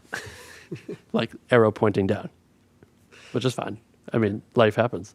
All right, this is more of a me problem, Yep. but I'll send some emails around and Okay. we'll make it work. Okay, we'll figure it out. We're always here. Well, I'm here every day, so Okay. we'll Sounds make it good. work. All right. Very good. If nothing further, I can entertain a motion to adjourn. One thing I did notice, there was this tremendous amount of potholes at the mall because of the recent melting, and it looked like they tried to slap a little tiny bit of asphalt right near the light where there were some huge craters. But I would strongly suggest they do Federal Street over this year. You know, we need to get an update of what they're doing because it's so piecemeal. And they're doing all the construction where the shuttle parking is.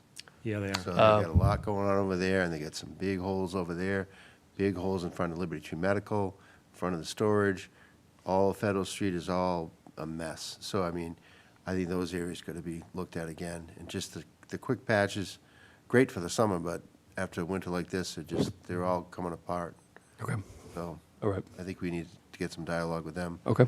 And do you know if they're going to start on Chick-fil-A? 'Cause I thought they were getting rid of Friendly Toast. I thought they were Friendly going to Toast start is in the clo- spring. Is Friendly Toast open right now as we speak? It's closed. It's closed. Yeah. They were talking spring. Yeah, no, I think our office recently was doing some sign stuff with them. Okay. So I mean, I'm assuming that that the building would likely be taken down. I'm assuming in 2026. Yeah, they said they were going to be building in the spring of '26. Yeah, Yeah. I think that, you know. Yeah, if you can give us maybe Yeah. maybe an update in terms of where Yeah. things stand in terms of that area, sort of the the Chick-fil-A, just sort of where that stands Yeah. as What well about as the Home for the Deaf? Nothing's going on there, is there? It's moving slow. They needed some. They needed some like state. It was like a funding thing because the amount of low-income tax credits and funding they needed from like the state because the certificate costs such a large project. In the charter school? Charter school is moving forward. It's mostly in Peabody. Yeah. Like 98%. Yeah. I think like 5 parking spaces are in Danvers, but I believe there was an article in the paper that is moving forward. Okay. So if you can just give us an update just in terms of we can even put it as an agenda item, it's a future meeting, just in terms of sort of status of.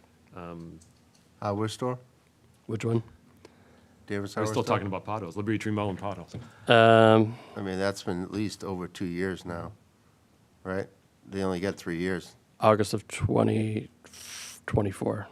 So Coming up on 2 years. Was it August of '24? pretty sure. The second time they came They around. came back with the Cakes for Occasions edition. That's right, they That's came why I back, think it yeah. feels like it was so long ago. Yeah. I think it was originally April, then August, and then the second one was August. We've been in contact with them. I think you're hearing what we're saying. I guess it's sort of just we probably want an update on sort of pending projects. Yeah. When it's sort of private and or not a good update or like don't have an update. Yeah, but I hear what you're saying, you know. But yeah. All right, anything further? Motion to adjourn?